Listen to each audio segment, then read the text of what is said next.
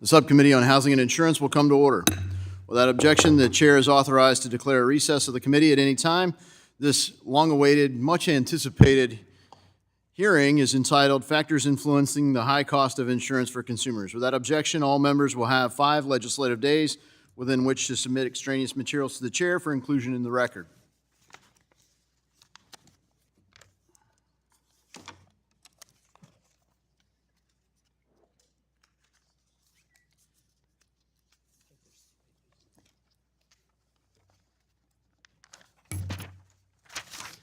I now recognize myself for 5 minutes to give an opening statement. Today, the subcommittee will hold a hearing to discuss factors influencing the high cost of insurance facing consumers across the country. It is unfortunately a topic that both families and businesses are grappling with on top of the already steep cost of inflation and interest rate increases. We welcome today the testimony of our distinguished panel of witnesses, each of whom can address the cost and availability of insurance from several different perspectives. Specifically, I'd like to welcome Mr. Joseph Petrelli, who runs Demotech Incorporated, which is an independent insurance rating agency out of Dublin, Ohio. Given his decades of experience in the insurance industry, Joe has a unique perspective on challenges facing the insurance markets at this time. I look forward to hearing the insights of Joe and all of the rest of our witnesses.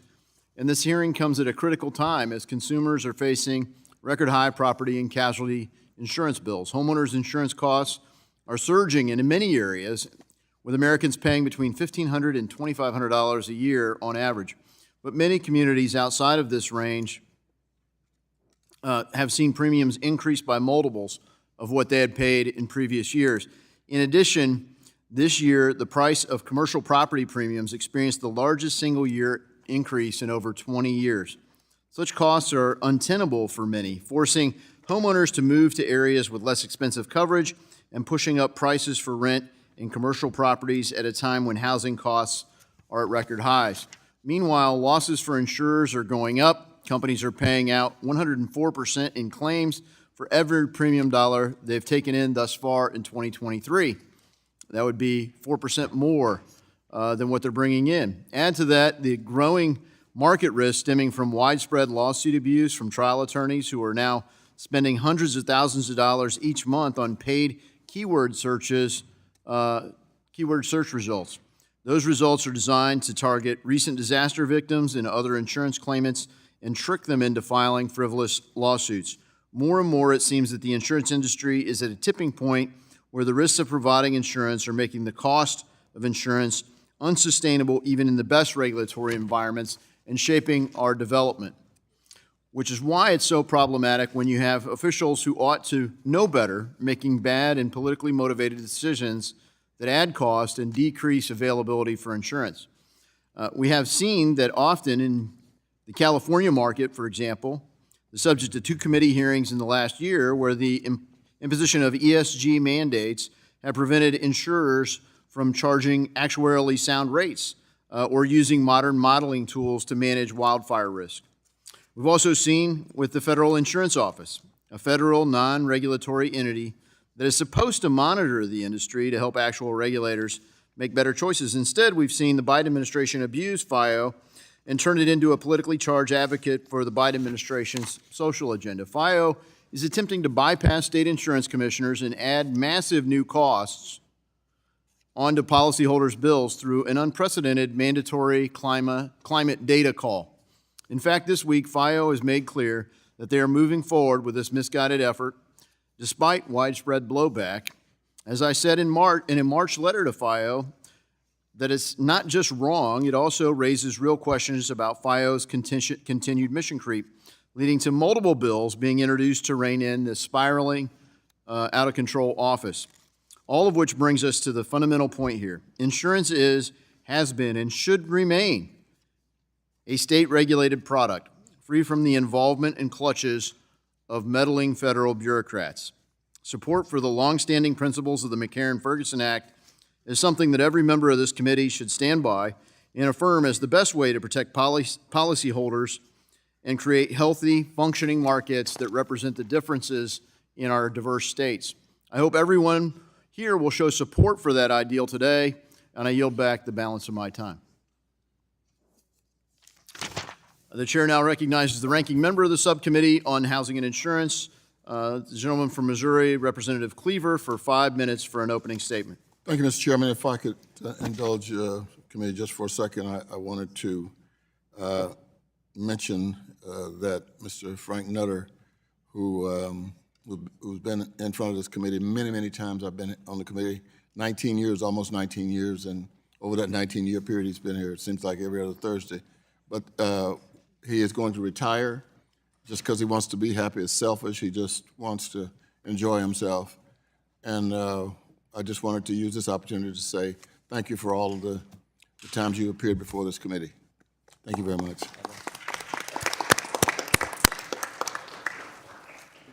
Like most Americans, the people in my congressional district want to go to work, build meaningful wealth, and provide for their safety and security of their families. Access to affordable insurance is central to that. Americans look to insurance to protect their homes, automobiles, businesses, and communities, and for the security of knowing that if worse comes to worse, the losses will not be crippling. But more and more Americans are opening their mailboxes and checking their emails only to learn that this protection is being restricted, becoming significantly more costly, or major insurance companies leaving their policyholders altogether. Since January 2022, an astounding 31 states have witnessed double-digit rate increases. For lower-income homeowners and those on fixed income, rising rates can just about wipe them out of their homes. It increases the rental costs or force people to drop insurance altogether, which might otherwise be their sole source of funds to rebuild. And it's often the case that people in low and moderate income communities may both need insurance the most and have the least ability to pay the increasing cost of higher insurance premiums. Affordable housing providers and residents are among the hardest hit by insurance premium hikes. And those who cannot afford insurance sometimes go without. When Hurricane Harvey dumped approximately 4 feet of rain on Houston, Texas, an area in 2017, 8 out of 10 homeowners whose properties flooded did not have flood insurance. In 2022, insurance covered only 60% of $165 billion in total economic loss for climate-related disasters affecting millions of Americans. It is my hope that during this hearing we can get an answer to how the people in this room are going to work together to bring down the cost and increase the availability. Not the political legislation put forth for this hearing is to eliminate the federal government's insurance experts, but serious bipartisan solutions to the crisis. We know that there are several factors contributing to the increasing cost and decreasing availability of insurance for consumers in certain areas. This includes inflation-related costs, rising asset prices in hazardous areas, increased cost of risk transfer and reinsurance, litigation costs, and others. The most significant cost increase for property insurance has been attributed to the rising threat of climate change. As of October, the U.S. set a record of $24 billion disaster events in 2023, totaling $57.6 billion in damages. I think my time may be up, Mr. Chairman, but I have 6 minutes remaining. Prior to the 2025 insurance losses due to climate disaster never exceeded $50 billion. In response to climate-related risks, insurers can be expected to adapt their underwriting in various ways, some of which have adverse implications for the availability and affordability of insurance coverage in certain insurance markets. Concerning to me, there is not yet a systemic nationwide picture of what the climate crisis is doing to the availability and affordability of insurance. Let me be clear. Under McCarran-Ferguson, insurance is correctly regulated at the state level, but it is a national responsibility to understand, monitor, and supervise the response to the insurance crisis given the great national implications. You don't need to look much further than the NFIP, which was created in 1968 following widespread insurer withdrawals from offering coverage for flooding, to understand that insurers withdrawing from the markets or rising premiums leads to increased uninsured losses and shifts risk to consumers, lending taxpayers or the government to make up the rest. Congress needs to advance a long-term reauthorization of NFIP. Thank you, Mr. Chairman, for your indulgence. Thank you. Thank the ranking member. Today, we welcome the testimony of Grace Arnold. Commissioner Arnold is the Commissioner of Minnesota Department of Commerce. She is here on behalf of the National Association of Insurance Commissioners. Mr. Robert Gordon. Mr. Gordon is the Senior Vice President of Policy for the American Property and Casualty Insurance Association. Mr. Frank Nutter. Mr. Nutter is the President of the Reinsurance Association of America. Mr. Joseph Petrelli. Mr. Petrelli is the President and co-founder of Demotech, Inc. in Dublin, Ohio. Mr. Baird Webel. Mr. Webel is a specialist in financial economics at the Congressional Research Service. And Ms. Sharon Lewis. Ms. Lewis is the Executive Director of the Connecticut Coalition for Economic and Environmental Justice. We thank each of you for taking time to be here. Without objection, your written statements will be made part of the record. Commissioner Arnold, you are now recognized for 5 minutes to give your oral remarks. Chairman Davidson, Ranking Member Cleaver, and members of the subcommittee, thank you very much for the opportunity to testify today. My name is Grace Arnold, and I'm the Commissioner of the Minnesota Department of Commerce, which serves as the state's insurance regulator. And as such, I'm a member of the National Association of Insurance Commissioners, where I'm the co-vice chair of the Property and Casualty Insurance Committee, and I serve on the Climate and Resiliency Task Force. I appreciate the opportunity to testify today. The United States insurance market is the single largest and most competitive market in the world. State insurance regulators supervise more than 1/3 of global premium, and as of 2022, property and casualty insurance companies reported over $874 billion in direct written premium. The U.S. property and casualty insurance industry's cash and invested assets surpassed $2.4 trillion at year-end of 2022. State regulators share a mission to ensure a stable, competitive, and fair insurance marketplace where U.S. consumers are well-informed and well-protected. States work hard to strike an appropriate balance between insurer solvency and product availability and affordability. We oversee risk financing that allows individuals and businesses to thrive while preserving the ability of the sector to pay claims and otherwise meet obligations that result from financing risk. As we look ahead, state regulators are addressing several evolving dynamics. First, we're monitoring the interplay between the impact of inflation on pricing and claims, the rise of interest rates, and the fall of investment returns, and the impact of climate risk. These are a few of a host of other macroeconomic and real-world factors at play in our markets.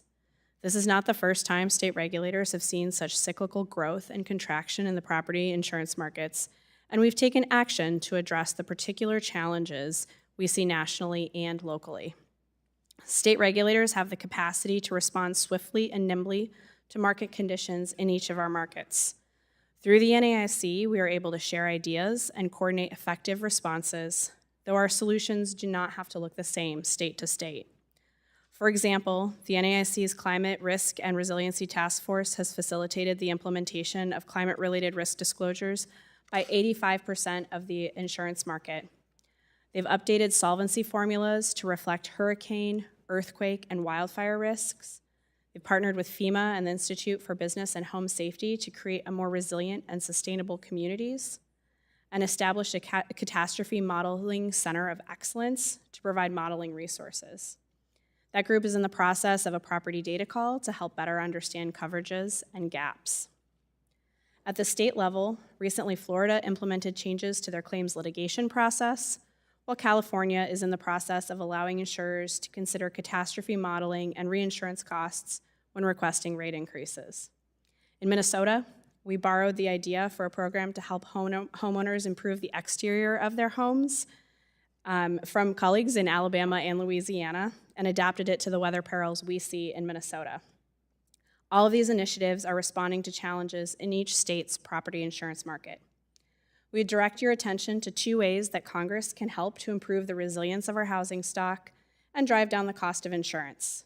First, by reauthorizing the National Flood Insurance Program on a long-term basis, and second, by passing the bicameral, bipartisan Disaster Mitigation and Tax Parity Act of 2023, which would provide fair tax treatment to state residential mitigation grants.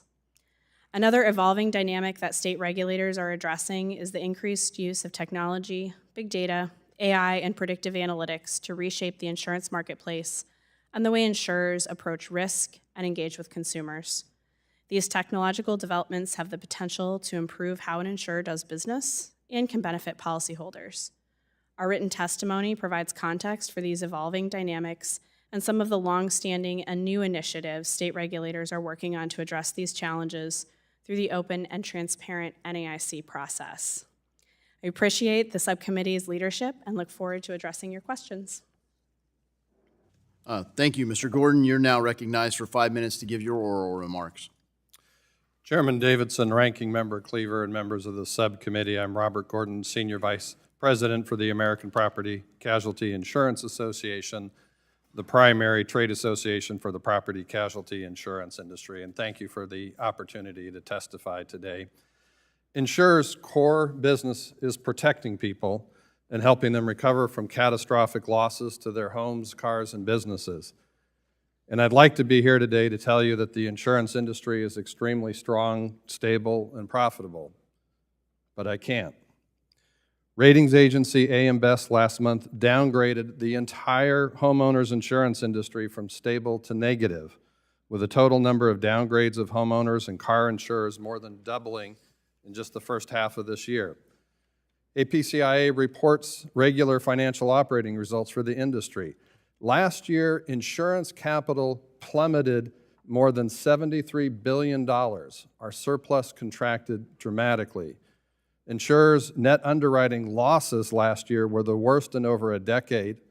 And for the first half of this year, for every dollar collected in premiums, insurers paid $1.043 in claims and expenses. For this year overall, S&P predicts auto insurers are going to have an 8.7% net underwriting loss, and homeowners insurers a 12.1% loss, which will be the worst in over a decade. Our challenge is really simple supply and demand economics. Insured costs and exposures are rapidly escalating much faster than regulators are allowing in rate increases. An industry that is losing money is just not going to be able to attract new investment capital, and as a consequence, there's not enough supply of insurance capital to cover consumers' increased coverage needs. The average global natural catastrophe insured losses have nearly doubled over the last decade, and the United States this year has experienced a record number of recent disasters. Those numbers are increasing.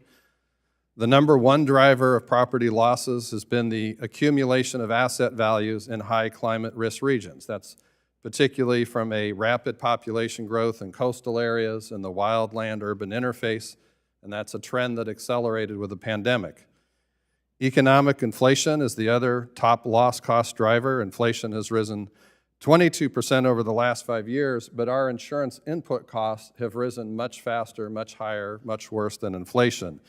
Used cars and trucks, which are the basis for auto insurance total loss settlements, increased nearly 40% over the last 5 years. The building replacement values increased 44%, more than double the cumulative inflation rate and far more than the increase in homeowners insurance. So a home in Florida or California that someone might have bought 5 years ago for $400,000 now costs nearly $600,000 to replace. Climate change is another cost driver, as is legal system abuse. They significantly reduce insurance affordability over time. Swiss Re estimates that U.S. liability claims costs rose 16% on average for the last 5 years, and that's fueled in part by some of the secretive third-party litigation financing. Insurance is fundamentally a risk pulling and spreading pass-through mechanism, and regulators in times of high inflation want to protect consumers from price increases, but if insurers are not allowed to pass costs through in a timely manner, markets are going to rapidly deteriorate, and that's what's going on right now in several states, causing deteriorating markets and crises. Our members, insurers, have invested billions of dollars developing insurance markets and relationships with the policyholders. They're loath to pull back from those markets, but you can't keep selling your product at a loss and remain solvent. Now, there are solutions. APCIA and our members have been supporting dozens of climate mitigation resiliency programs that can help reduce losses. It can help make insurance more affordable for consumers over time. The IBHS has developed extensive building code improvements, very exciting new wildfire safety standards, and we have worked extensively with the administration's Wildland Fire Mitigation and Management Commission that has recommended a number of great wildfire management and safety recommendations. And we're supporting improved vehicle and highway safety standards, particularly in some of the high-risk neighborhoods. And we hope policymakers can address inflation and climate change and legal system abuse. But ultimately, the markets are only going to stabilize when the gap between rates and losses is addressed and when property casualty insurers are allowed to earn a rate of return sufficient to attract the additional investment capital needed to cover escalating consumer exposures. I look forward to your questions. Thank you. Mr. Nutter, you're now recognized for 5 minutes to give your oral remarks. Chairman Davidson, Ranking Member Cleaver, members of the subcommittee, thank you for the opportunity to testify today and frankly for the many times over the years that this committee has honored me with that opportunity. At its core, insurance is the assessment of risk and a means to transfer individual property risk to a larger pool of insureds and capital providers. It has proven to be the most efficient means to provide financial recovery for property owners experiencing losses from natural catastrophes. Property insurance is at the intersection of extreme weather and decisions made by individuals and by the communities in which they live about the features of properties at risk and the resilience of communities that are, in the words of one analyst, creating disasters by design. This is reflected in the trends in insured property losses from natural catastrophes reflected in our statement. These trends are due primarily to increases in the number and value of properties at risk to extreme weather, external economic factors such as inflation, affecting construction costs, and increased risk vulnerability and hazard intensification. First Street Analytics assesses that of the 144 million properties in the United States, fully 1 in 4 are exposed to high risk due to wildfire, wind, and flood. People are increasingly living in desirable but dangerous places. Both the business model of insurance and the state regulatory system that oversees it are principally retrospective in nature, utilizing primarily past loss data. However, there is tension between both retrospective models in a world of dramatically increasing natural catastrophe risk and rising economic factors such as inflation. The past is truly not prologue in this context. Failing to incorporate future risk assessment into insurance rates and loss mitigation strategies dooms communities to solutions that will quickly become inadequate, subjects consumers to rate shocks as risk-based rates are implemented, and undermines one of the principal roles of insurance to communicate risk via rates. The rising cost of consumer insurance has been attributed in part to the cost of reinsurance. An insurer purchases reinsurance for a variety of reasons: to increase capital to support its portfolio of insurance in force, to diversify its risk profile across global and reinsurance markets, and to transfer the volatility of infrequent but severe loss events. Insurers are not required to purchase reinsurance, but do so because it is a cost-efficient way to manage catastrophe risk. Reinsurance rates are not the principal driver of the changing risk landscape. They're a reflection of it. Reinsurance costs do not translate directly to consumer rates. Reinsurance contracts cover a portfolio of properties above an aggregate loss experience and are not pass-through costs directly to individual properties.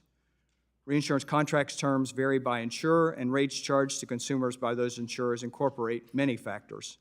Reinsurance costs, even where significant, may be a small factor in consumer rates relative to other factors. Even if an insurer had no reinsurance, it would still need to set its rates to reflect a true risk-based rate. Insurers, reinsurers, and the utilization of reinsurance is regulated for financial oversight purposes pursuant to state law. That is understandable as each state has a unique profile related to its economy, its legal environment, its exposure to natural perils, and its philosophy of regulation. Well-meaning but restrictive insurance regulation is counterproductive to achieving solutions to property insurance market issues. Insurance regulation by each state should incorporate risk-based rates in a more efficient rate review process, include a factor for forward-looking risk assessment, and provide incentives for homeowners and small businesses to mitigate risk. We've identified a number of items in our written testimony about what Congress should do, but let me highlight 4. The first is to reform federal programs to incentivize people to live in resilient homes and communities. The second is increase funding for pre-disaster mitigation grant programs like FEMA's BRIC program and for funding for NOAA and NASA to improve weather and climate risk assessment. The third is to incentivize governments through federal disaster assistance to adopt statewide building codes and use forward-looking risk assessment in land use. And the fourth is to enact tax credits for pre-disaster mitigation, exempt state and local mitigation grants from federal income taxation, and encourage the private sector to invest in obligations of government at all levels for resilience projects, like those benefiting from the Community Disaster Resilience Zones Act. We look forward to working with the committee to enhance community resilience, recovery, and disaster preparedness. Thank you. Thank you. Mr. Petrelli, you are now recognized for 5 minutes to give your oral remarks. Thank you, Chairman Davidson, Ranking Member Cleaver, and members of the subcommittee. I've been employed in the insurance industry since 1969 when I entered the College of Insurance, so I've seen over 50 years of availability and affordability crises. The one that the subcommittee is addressing is unique in several ways.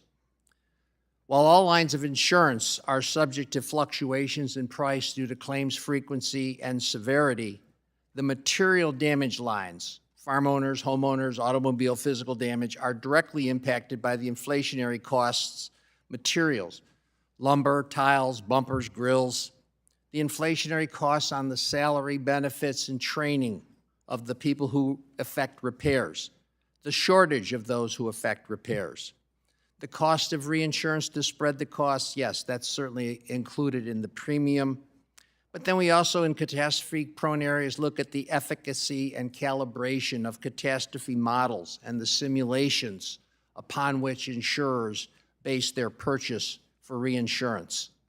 But in addition to these traditional drivers of cost, this particular availability and affordability crisis, we have found through research pioneered by Demotech, initiated in March of 2022, undertaken by Todd Kozakowski, a seasoned technologist with artificial intelligence, machine learning, and data analytics expertise, discovered that opportunists have been using the capabilities of the internet to initiate and generate contested claims against insurers. Demotech calls this tech-enabled claim instigation. It's the confluence of litigation financing, litigation marketing, litigation platforms, and search engine optimization by opportunists seeking to secure contested claims. This is a significant contributor to the availability and affordability crisis that this committee faces. A few examples will give you a sense of the scope of this issue.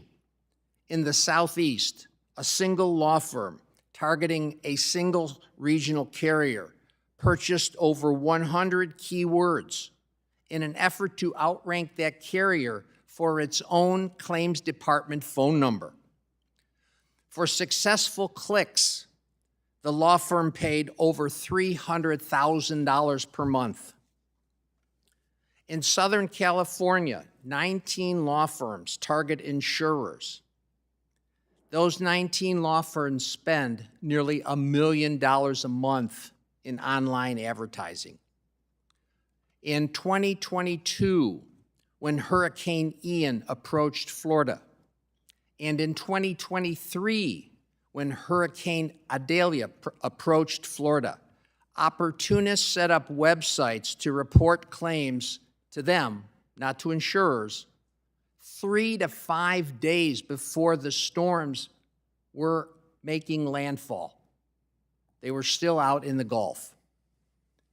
As the Maui wildfires burned, opportunists were setting up websites for consumers to report claims, not to the insurers, but to the opportunists.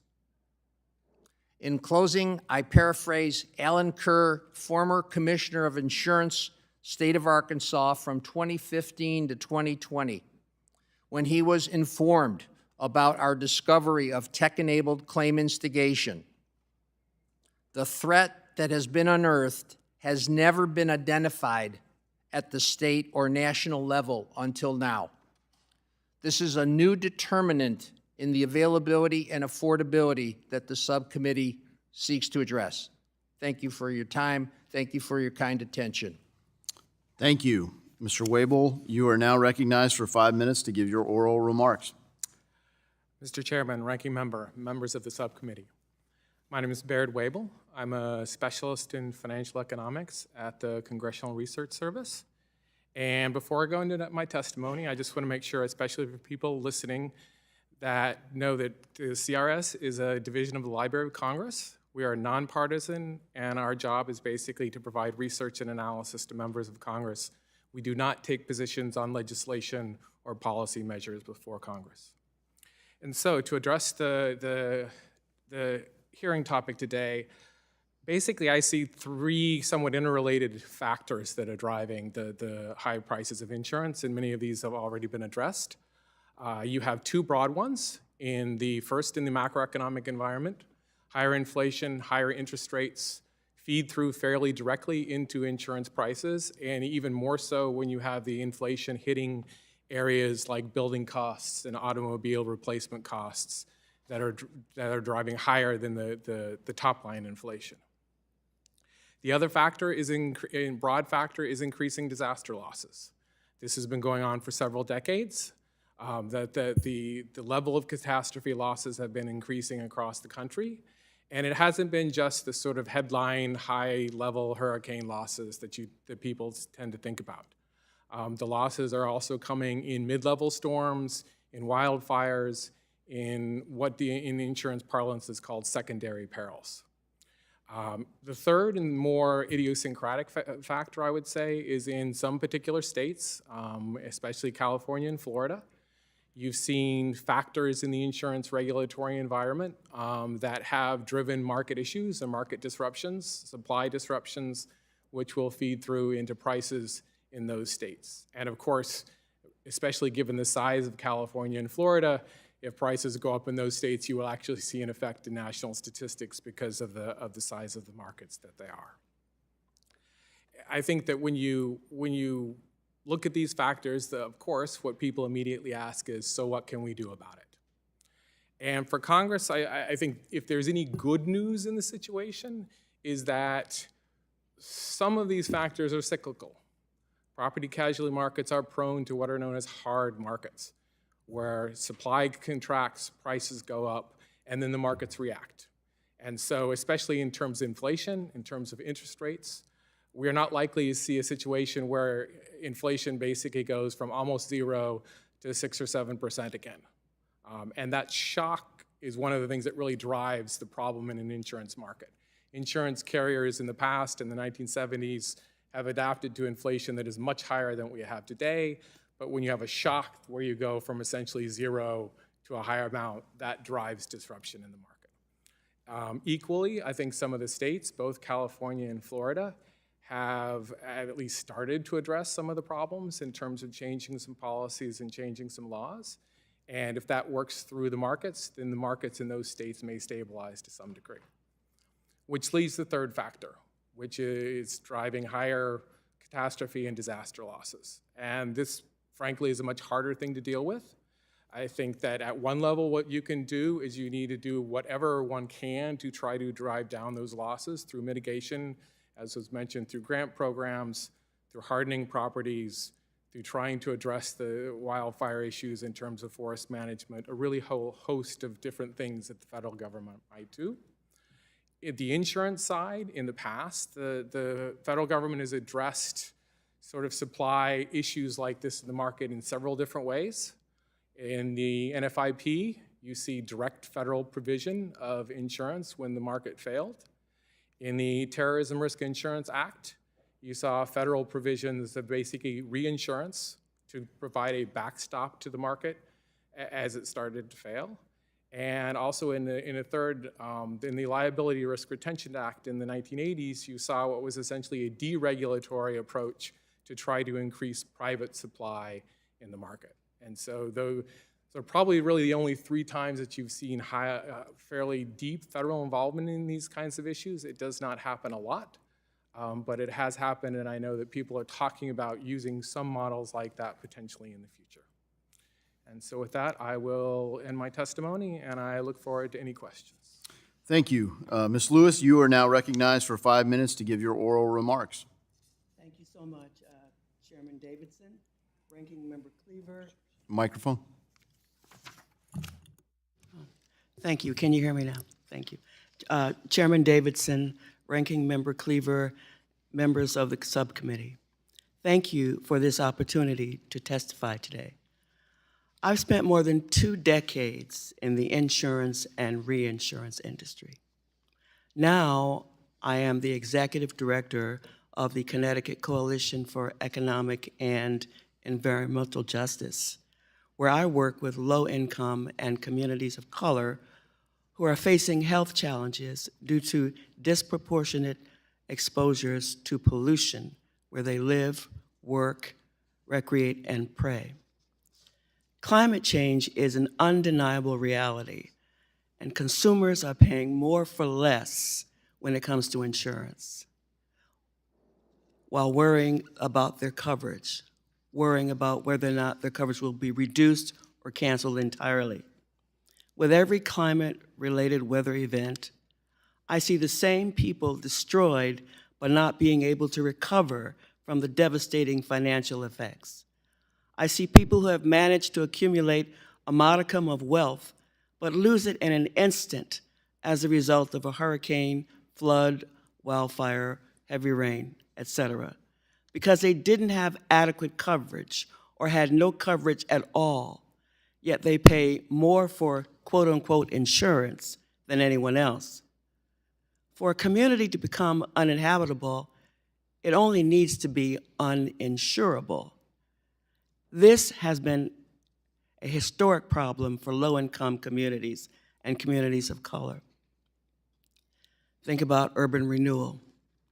Due to a history of government-sanctioned racial policies, such as redlining and restrictive covenants, which led to the abandonment and underinvestment in these communities, they now face disproportionate threats from climate disasters, which can leave them traumatized by the devastating shortcomings of the insurance claims process.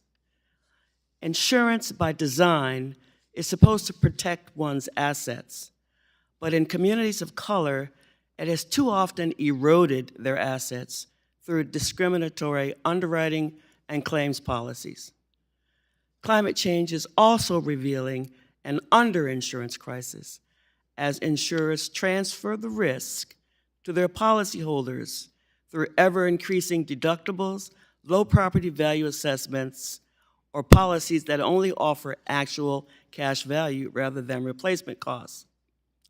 After disasters, insufficient coverage can often force a housing crisis as well, as people tend to start from square one, creating a vicious cycle of displacement. No insurance means no mortgage, so it could also create a mortgage crisis. This is also true for renters who pay higher rental insurance premiums, if they can get it at all, or pay higher rental costs to cover the landlord's premiums. As climate change accelerates an insurance crisis, we need to pay close attention to the concerning underwriting practices like the use of credit scores to determine premiums, which can force people of color to pay far more for insurance, regardless of whether they have an undesirable risk or have even filed claims. There's also a clear double standard in who pays the costs of climate change. While insurers have been dropping homeowners' policies, they continue to invest in and provide insurance for new fossil fuel projects, which will only increase the threats to people's homes and lives through climate change. The CEOs of these companies should have to explain to all of us about this contradiction publicly. Ultimately, the best policy to protect consumers is to reduce the risk.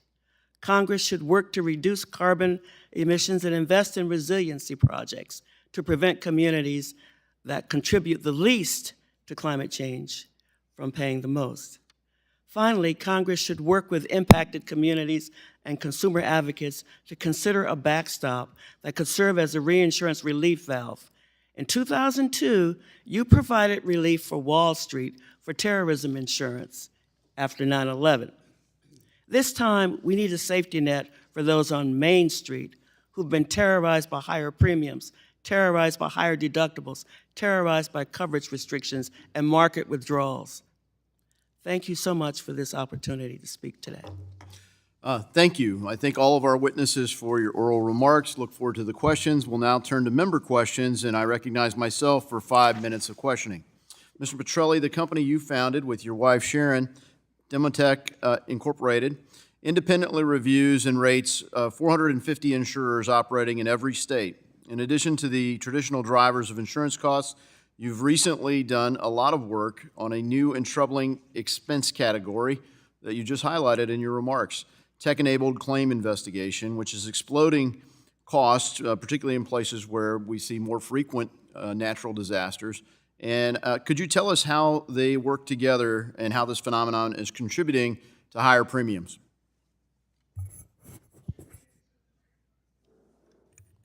There we go. Chairman Davis, Ranking Member Cleaver. Yes, thank you.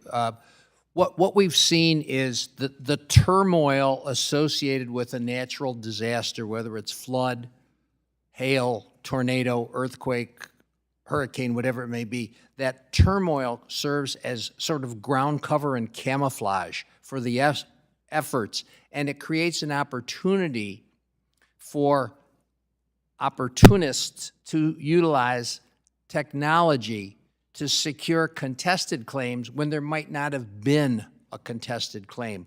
We had situations recently in Louisiana, the McClenny-Mosley Associates, there was almost 1,000 people who were represented by counsel who did not know they were represented by counsel.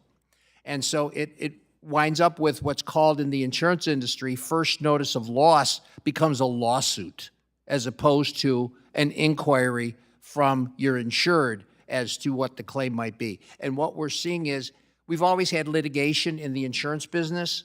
We now have another layer of litigation that's being imposed through tech-enabled claims instigation. I'd be glad if there's a follow-up question, I'd be glad to take it. No, I thank you for highlighting it, and I look forward to researching it. I hope my colleagues will pay attention to it too, and frankly, our state-based regulators will pay attention to that, because it's just another predatory practice. People are adapting to the times, and instead of just distributing risks, it's actually concentrating it, and kind of works at odds with the point of insurance. So shifting gears, earlier this year, the NAIC put forward a proposal to expand the reach of its own Securities Valuation Office. The proposal would give the SVO the power to overrule a rating agency's determination when the SVO decides that it disagrees with the agency's ratings. This SVO expansion would essentially make the NAIC an unregulated, de facto, nationally recognized statistical rating organization, and create a conflict of interest between its role as a trade association representing state-based insurance regulators and an asset evaluator setting capital charge rules for insurance companies. That's why earlier this year, I and 7 of my colleagues on the committee sent the NAIC a letter expressing serious concerns with their proposal. We are concerned that this SVO overreach would lead to less transparency, more ambiguity for insurance companies, and actual damage to market efficiencies. This would drive additional costs for our consumers. Mr. Gordon, do you see how this could be a conflict of interest given the NAIC's dual role as a trade association for all state insurance regulators and an evaluator of investment decisions of its member insurance companies? Yes, Mr. Chairman, we would agree with that. The Securities Valuation Office has continually tried to assert more control over securities rating, including giving itself discretion for a fee to evaluate some of these products, but there's no provision for appropriate supervision by state regulators. As you note, very limited transparency, no right to appeal to an independent third party, and no opportunity for insurers and rating agencies to present their data. So we have objected to the proposal and think it needs a lot more transparency and due process before it's further considered. Yeah, thank you for your testimony. I just want to quickly turn to the Federal Insurance Office. Back in March, I sent a letter to FIO regarding its politically motivated effort to collect climate change data. It's expansive beyond its actual scope. Instead of working directly with state insurance regulators, it's going straight to the companies and basically trying to extract data. So one of our colleagues, Mr. Fitzgerald, has a bill, H.R. 5535, the Insurance Data Protection Act, which would strip FIO of subpoena power that it is actually abusing. Does anyone on this panel think getting rid of that power would compromise the original intended purpose of FIO? We would strongly support that, Mr. Chairman. It's an incredibly unusual, unique subpoena power for a non-regulatory agency. Thank you. Anyone else? I think, as my time rapidly winds down, the ability to distribute risk is an underappreciated, essential component of market function, and it, frankly, preserves capital if it's done properly. So I think it's great that you guys could be here. My time's expired, and I now recognize the gentleman from New York, or the gentlewoman from New York, Ms. Velasquez. Thank you, Mr. Chairman. Commissioner Arnold, I am concerned about the rapidly increasing insurance costs for multifamily housing properties serving low-income New Yorkers. Some affordable housing properties cannot get an insurance quote at all, with fewer carriers willing to bid on properties that serve rent-subsidized tenants and some outright refusing. What can be done to ensure affordable housing properties have access to property insurance at affordable and reasonable rates? Thank you for the question, Chair Davidson and Representative Velasquez. So, the market looks a little different in each state. For the most part, our insurance markets are competitive. There are a lot of carriers. We've seen that when folks shop around, that is a way to get better coverage or a reduced cost. I talked to a gentleman recently who saved $800 a year, which I was quite surprised. So, it's also something that we're looking at. We are thinking about the ways that we can, ensure that there is access to coverage, and we do that through our regulatory process. And this question is for the panel. In September, not only did Republican brinkmanship here in the House bring us to the verge of a government shutdown, but it also brought us precariously close to an expiration of the National Flood Insurance Program. This was on the same day we were experiencing a massive rainstorm and significant flooding in New York City. By a show of hands, how many of you think it will be a terrible idea to allow the NFIP to expire? Thank you. Similarly, by a show of hands, how many of you think we should stop lurching from deadline to deadline with the NFIP and instead pass a long-term reform and reauthorization bill? Thank you. Mr. Nutter and Mr. Gordon, both of your organizations have closely tracked the impacts of Risk Rating 2.0.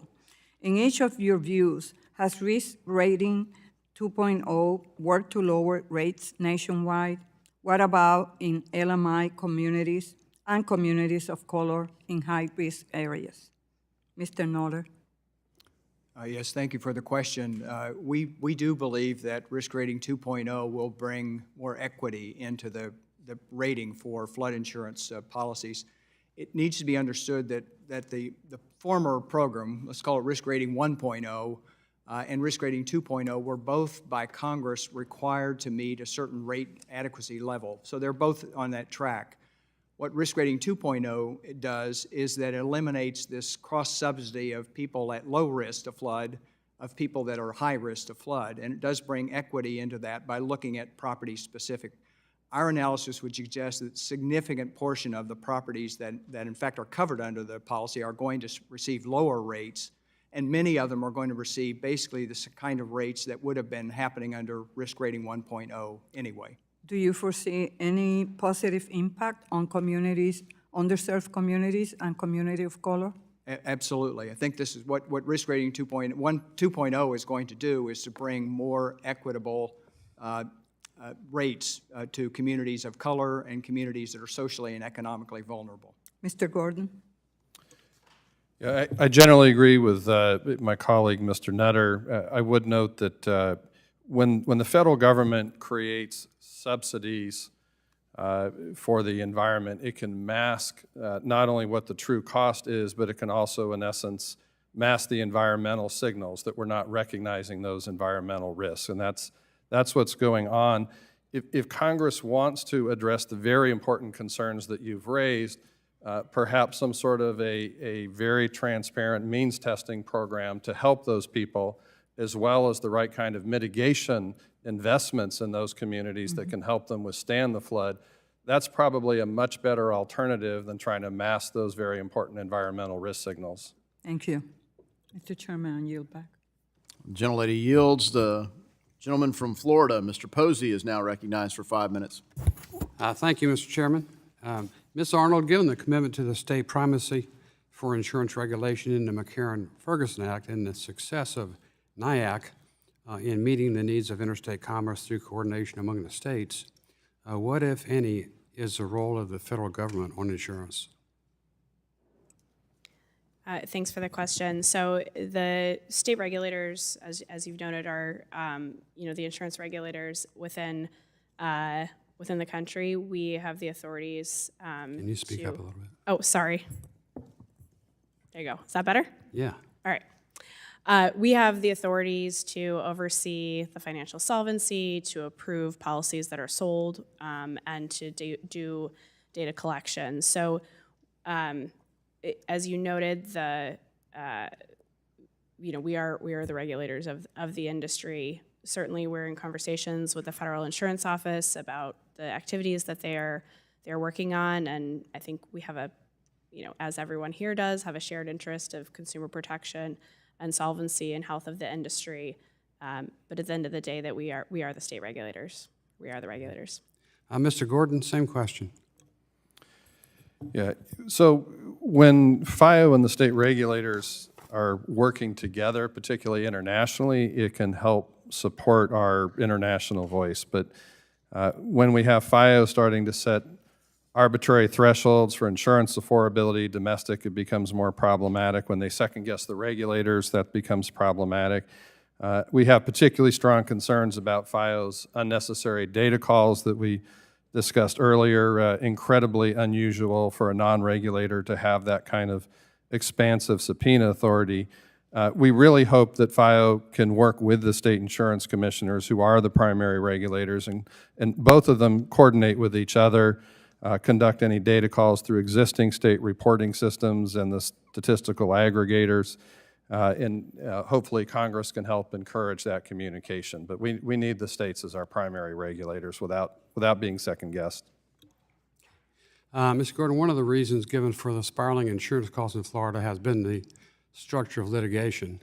For example, the assignment of benefits. I think that's what Mr. Petrelli was talking about, the leeches and parasites, bottom feeders, or whatever that inject themselves into this process. What reforms in litigation processes would you recommend to help tame the increases in their premiums and make insurance more affordable? Great question, Congressman. And Florida's leadership over the last year has adopted just very historic, significant legal system abuse reforms, trying to rein in one-way attorney fees, phantom damages, assignment of benefits. One giant stone, though, left unturned is third-party litigation financing. We've got billions of dollars pouring into funding U.S. lawsuits from unidentified parties, oftentimes even unidentified foreign sovereign wealth funds, and some of the civil defendants in courts don't even know when it's happening. A related challenge is third-party medical financing, where you have unknown third parties who are essentially in cahoots with the medical providers to maximize the medical services and costs. Insurance ends up being tried to force to pick up the bill. Fees charged are often far in excess of normal rates. And we have no transparency in this area. We have very little regulation to protect the consumers. We really need some more transparency in this third-party funding to stop the fraudulent, usurious activities. So any legislation, oversight, investigation, transparency would be very helpful. Thank you. Mr. Webel, the GAO has written many times over the years that the federal government should not purchase insurance but should self-insure. Some of this is apparently based on the fact that the federal government has little reason for the same risk adversity as private entities. Can you please explain and expand on the basis for GAO's persistent position on this matter? I would assume essentially when you look at it from an economic perspective, I mean, insurance is typically something you buy for a risk that you cannot cover. I mean, if you're purchasing insurance, I would typically recommend someone get as high a deductible as possible to minimize the costs to themselves for what they're buying. If you look at the federal government and the federal government's resources to cover what insurance might cover, when you can, at least as we have been able to, borrow at the kind of rates that Treasury has borrowed at and the like, it doesn't, from a purely financial perspective in most things, make much sense to purchase insurance. Okay, my time has expired, Mr. Chairman. Thank you. I yield back. I thank the gentleman. The chair now recognizes the gentlewoman from California, Mrs. Waters, who's the ranking member of the full committee, for 5 minutes. Thank you very much, Mr. Chairman, for this hearing. I've been reviewing our witnesses here today, and of course, thinking a lot about my state of California, where we have had insurance companies exit the market or changed in some way because of the fires and the catastrophes we've had. So with the fact that the states basically are the regulators of insurance, why are we here today? Who can I ask this question to? Let's see. We have a lot of experts out here. What are you recommending as responses to the fact that insurance companies believe that the premiums that people pay does not cover the cost of the catastrophe when it takes place? And while you are answering this question, I'd like to know what role does climate change play in all of this? And if you have recommendations or you have some special information, exactly what would that be? Who would like to start off with this? Ms. Lewis, can you help us out? I'll try to help you out a little bit. You don't need to be a climate scientist or a congressperson to see how climate change is impacting people, including in my community in Hartford, Connecticut, and around the United States. Of course, climate change is a main factor in influencing recent insurance price increases. Of course, climate change is a main factor in influencing the exiting of insurance companies from entire states. Of course, climate change plays a major factor in the increase in premiums. I have written, I've provided written testimony which will further explain why I feel so strongly about this. And I would like for you to refer to that if you don't mind. Thank you very much. We have some other witnesses here that I'd like to hear from based on recommendations, based on what we know is happening in the industry. Let's see. Mr. Robert Gordon, Senior Vice President, Policy Research and International American Property Casualty Insurance Association. So you must know a lot. What do you know about what the federal government should be doing or could be doing at this time? Well, I may know a lot, but my kids remind me every day nowhere near as much as they do.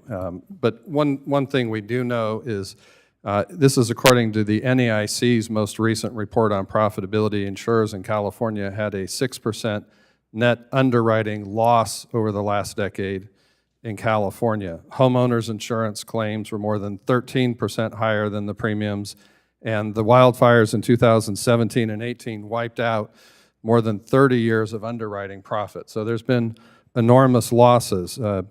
There's been bad rate delays for insurers to try and catch rates up to these losses, where often it takes a year to get filings approved. I will say, though, that to their credit, California governor and the insurance commissioner have both committed to making significant reforms in those markets, including allowing forward-looking modeling to take climate change into account, to improve the rate filing process, to address the intervener process, to allow reinsurance costs to be factored in. So there's a recognition that the California market is rapidly deteriorating. It needs a fix. And I think the best summed up by the California Insurance Commissioner, who said insurance companies will not write insurance, especially in high-risk areas, unless they're able to ensure they have the capital and reserves to meet all the claims submitted by consumers, cover their expenses, and earn a fair rate of return. So we are committed to working. If I may interrupt you for a moment, I want to know if anywhere in that testimony you're recommending higher premiums to cover the costs of these losses. Yes, ultimately, insurers will need to make enough premiums to be able to pay losses long term. That's exactly what I do not want to hear. Thank you. I yield back. Thank the gentlewoman. The gentleman from Missouri, Mr. Luke Meyer, who's also the chairman of the Subcommittee on National Security and Illicit Finance, is now recognized for 5 minutes. Thank you, Mr. Chairman. It's a breathtaking comment a minute ago. How you can pay your expenses without any income. I don't know how that works. Insurance companies are like any other business, as far as I understand, as far as I know your business model. You take in premiums to be able to pay the losses that you incur, and if you take in less premium, you have less ability to pay that. Would that not be the case, Mr. Gordon? That's absolutely right. Now you have losses that you're talking about here. Autos 8%, homeowners 12%. I guess the question I have is with regards to frequency or numbers of occurrences. Is the frequency the same roughly as it has been, and inflation is additional cost of the loss here, or is it increasing frequency, increasing numbers of losses, as well as an inflation and the cost to be able to make people whole?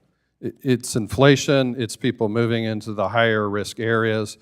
There are things, for example, much more frequent severe convective storms, thunderstorms, although that's generally understood by the industry not to be impacted by climate change. There are things like increasing droughts and wildfires that are more impacted, but inflation and the demographic shifts are the top cost drivers at the moment. So people like to live in certain places, but it also means that they're living in places where you actually have more losses, or they're more susceptible to sustaining a loss. Is that be correct? That's correct. Very good. Mr. Nutter, thank you for your service for many years of being able to appear in front of this committee. I'm sure you've got some stories to tell, but we'll leave that for another day. But I wish you well on your retirement. Quick question for you. I know a few years ago I chaired this committee and we were working on flood insurance. And I've been an advocate for a long, long time of reinsurance to be able to minimize the taxpayers' exposure on flood insurance. They now have some, but not, in my view, not near enough. Would you like to explain to us the benefits of reinsurance for the flood insurance program so you can minimize the taxpayers' risk? Well, thank you, Representative Luke Meyer.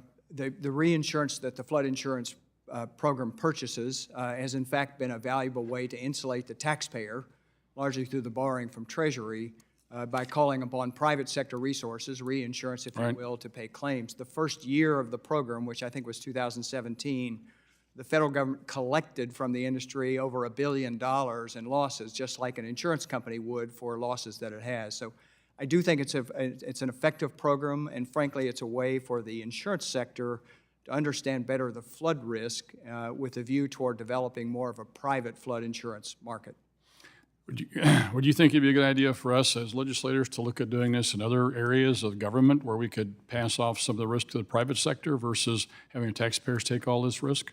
There are some existing programs that do just exactly that. Fannie Mae and Freddie Mac purchase risk transfer products from the private reinsurance sector.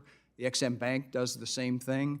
The one area that is poised for that opportunity is the banking sector, and that is that under the Basel III, it's called Endgame, in Europe, that the banks are permitted, in fact encouraged, to buy reinsurance as part of their risk transfer.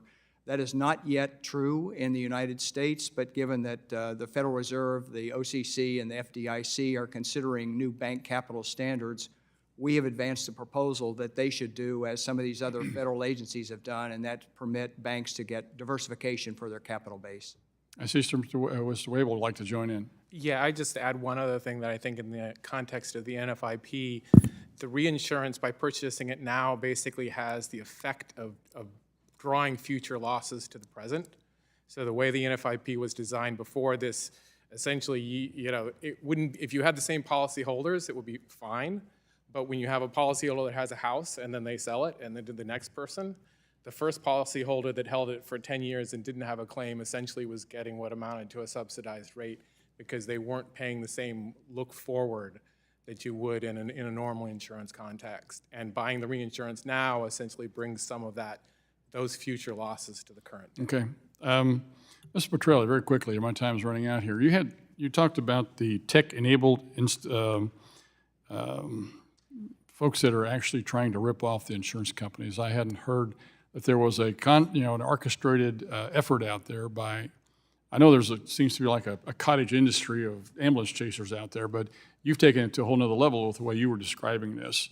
Would you like to elaborate on just a little bit? I mean, we have groups of attorneys out there that use algorithms to go out and put together claims against companies? Yes, sir, it's Moneyball.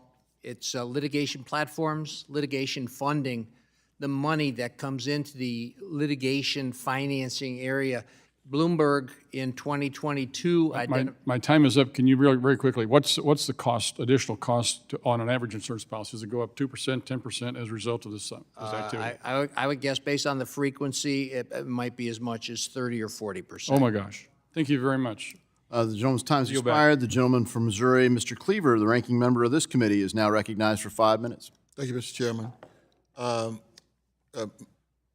I'm not sure. I think what you Mr. Gordon, mentioned the means testing, and I'm going to want to connect the means testing you suggested with some other issues.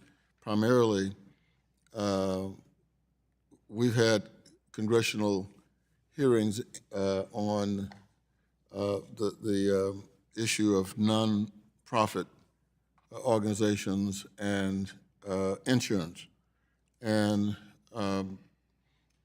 there are a number of nonprofits who are struggling with this, most especially those who work with animals, children, senior citizens, the disabled, churches, synagogues, mosques, and temples. And they are now really struggling to get the insurance they need to survive. And when you think about the fact that there are 60, well, more than 60 nonprofits in my congressional district, including the United Way of Greater Kansas City, Veterans Community Projects, Goodwill of Western Missouri and Eastern Kansas, and the members receive liability insurance from the Nonprofit Insurance Alliance. But they are saying that they are still challenged. Ms. Arnold, Mr. Gordon, I'm interested in what I can tell them about their struggles and how we want and what we can do to repair it. Well, they're actually a member of our, certainly Congress has looked at these issues in the past when there were hard markets and liability to find solutions. Now we're seeing some markets, hard markets on the property side, although it doesn't appear to be a capacity issue at this point. It's really more of a market rate freedom issue. So if we can get the right rates, we can provide the additional coverages. I think that there may be some groups where those coverages become less affordable, and that's where policymakers need to decide whether it's a transparent means testing or whether it's providing very targeted mitigation, resiliency. Certainly, it's better to try and reduce the loss cost that those groups would be exposed to. Ms. Arnold. Thank you for the question. I think, making sure that there's insurance, particularly for the entities that are providing really critical services to our constituents, is something that all insurance commissioners take very seriously.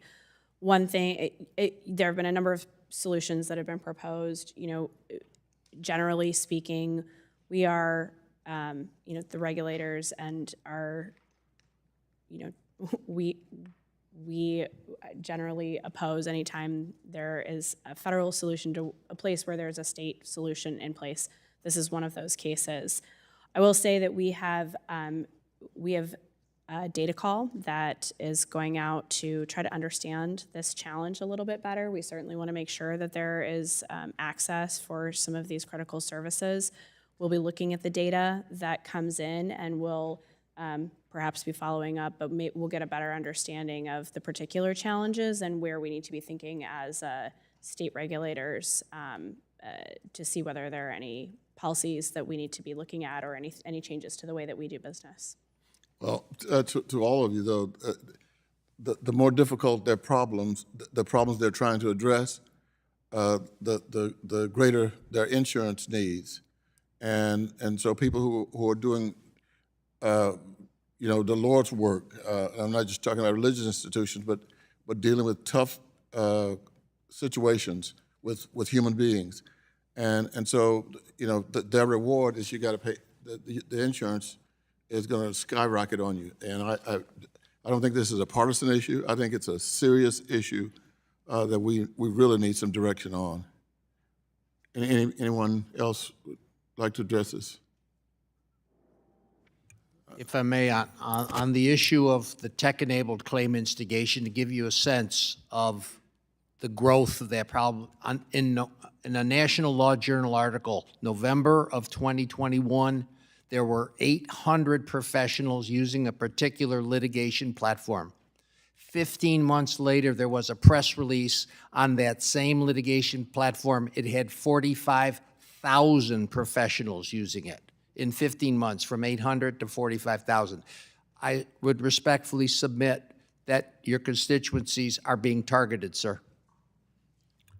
Thank you very much. It's not what I was anxious to hear either, but thank you very much. I appreciate the additional time, Mr. Chairman. Thank the gentleman. The gentleman from Wisconsin, Mr. Fitzgerald, is now recognized for 5 minutes. Thank you, Mr. Chair. For about 150 years, state insurance regulators and laws have regulated insurance companies. I know my own state of Wisconsin, of which I was a member of the Wisconsin Senate for 25 years. We always had a great relationship with our insurance commissioner. The market and the corporations that operate and function, whether it's P&C or health or life, whatever it might be, they do a fantastic job, right? But what we have here is, once again, something that most state legislators really bristle at, and that is a federal overreach. FIO has grown increasingly aggressive, as been discussed by the chairman, and so in consequence of that, we're offering legislation. Just the collecting of data, and most recently issuing a revised proposed data collection for climate-related financial risk, it just puts us in a position of, once again, trying to push back. So not only has the office been unclear on what they're going to do with this information and the data that they've collected, but any effort by Treasury or FIO to sidestep state insurance regulators, it just blatantly undermines the congressional intent in this area. So, as the chairman said, that's why we've introduced Insurance Data Protection Act to repeal FIO's subpoena power. Mr. Gordon, I know you've already commented on this, but maybe you could take it a step further in the way you guys view the subpoena power and how it's being abused right now. Yeah, we're very appreciative of your leadership on this issue, Congressman, and we have not found one single other example of a non-regulator having such expansive subpoena authority. And there's no reason for them to get into this because majority of the states have already been conducting climate data calls, as Ms. Arnold noted in her testimony, for 85% of the marketplace. This is analyzing weather is already the primary competency of the insurance industry, doing it for hundreds of years, investing money in analyzing and managing weather risks. So this is something, it's not related to insurance. It's second guessing the regulators. We're working with the regulators very extensively on this. They're spending a lot of time. There's enormous amount of climate-related insurance data already available in the public, and we're working with our state regulators to make sure there are no gaps in that. And I mean, I would further comment that I think some of the data calls are so broad that you start to worry about whether or not they're adequately protecting this information once it's been gathered. What would you say is, what kind of assurance do you think that FIO could give to anybody saying, don't worry about this data, it's all been guarded and safely kept? Well, we're always nervous. The more parties have information, the more potential problems there are. We have encouraged FIO in past efforts to gather information to work with the NAIC, to have the data done through existing portals, to be aggregated to protect against the kind of dangers that you're talking about. So there are ways to do it, again, most importantly involving cooperation with the state regulators. Thank you. Chairman, I'd just say this is once again just a classic federal overreach for data that's absolutely not needed. I yield back. I thank the gentleman and appreciate work on this bill in particular. The gentlewoman from Texas, Ms. Garcia, is now recognized for 5 minutes. Thank you, Mr. Chairman, and thank you to all the witnesses that are with us here today. This is again, a very important topic, especially to someone like me who is from Houston. I know that the ranking member has already mentioned some of the disasters and flooding that we have suffered. In fact, in 2019, Hurricane Harvey left much of my district underwater and created major damages throughout the Houston area. Now, years later, many households in Houston have dropped their flood insurance for the reasons that the ranking member mentioned, largely due to lack of affordability. Harris County, which is home to Houston, is projected to see a 75% increase in the average flood insurance premium. Ms. Lewis, I want to start with you. Given the increasing intensity of weather events resulting from climate change, can you speak to the importance of not only reauthorizing the National Flood Insurance Program, which you all raised your hand and said you were in favor, but what could we do more than just reauthorizing it to make it more affordable? You mentioned the safety net that we have to worry about. Someone mentioned the means test. What is it that we need to do to make sure that when we reauthorize that it's also actually affordable so that we can make sure it's accessible to everyone that needs it? Thank you so much for that question. As you can probably glean from my testimony, I'm very concerned about discriminatory practices by the insurance companies. And to me, making something affordable or more affordable is making something fair, making sure that the underwriting practices do not penalize people because of what their color is or where they live. It's very important to understand that in the underwriting process, since the very beginning of insurance, it's always been discriminatory. It's always been these people who live in this certain part of town are going to pay more. So it's really critical that everything be fair across the board and that you and I should pay the same if we live in the same area for flood insurance. Is there anything that we can do in terms of ensuring that people who sell the insurance can do it on payment plans or any kind of working with the individual based on their income and then based on the value of their home, rather than just this is what it costs and this is what you got to pay? Well, I agree, because one of my concerns is that there's no transparency when it comes to the rating structure of insurance. I don't know if anybody here can tell me how their insurance premium was promulgated. Can you tell me how they came up with $600 per month or $6,000 per year? I can't think of any other industry where they give you a bill, but you don't know how that bill was determined.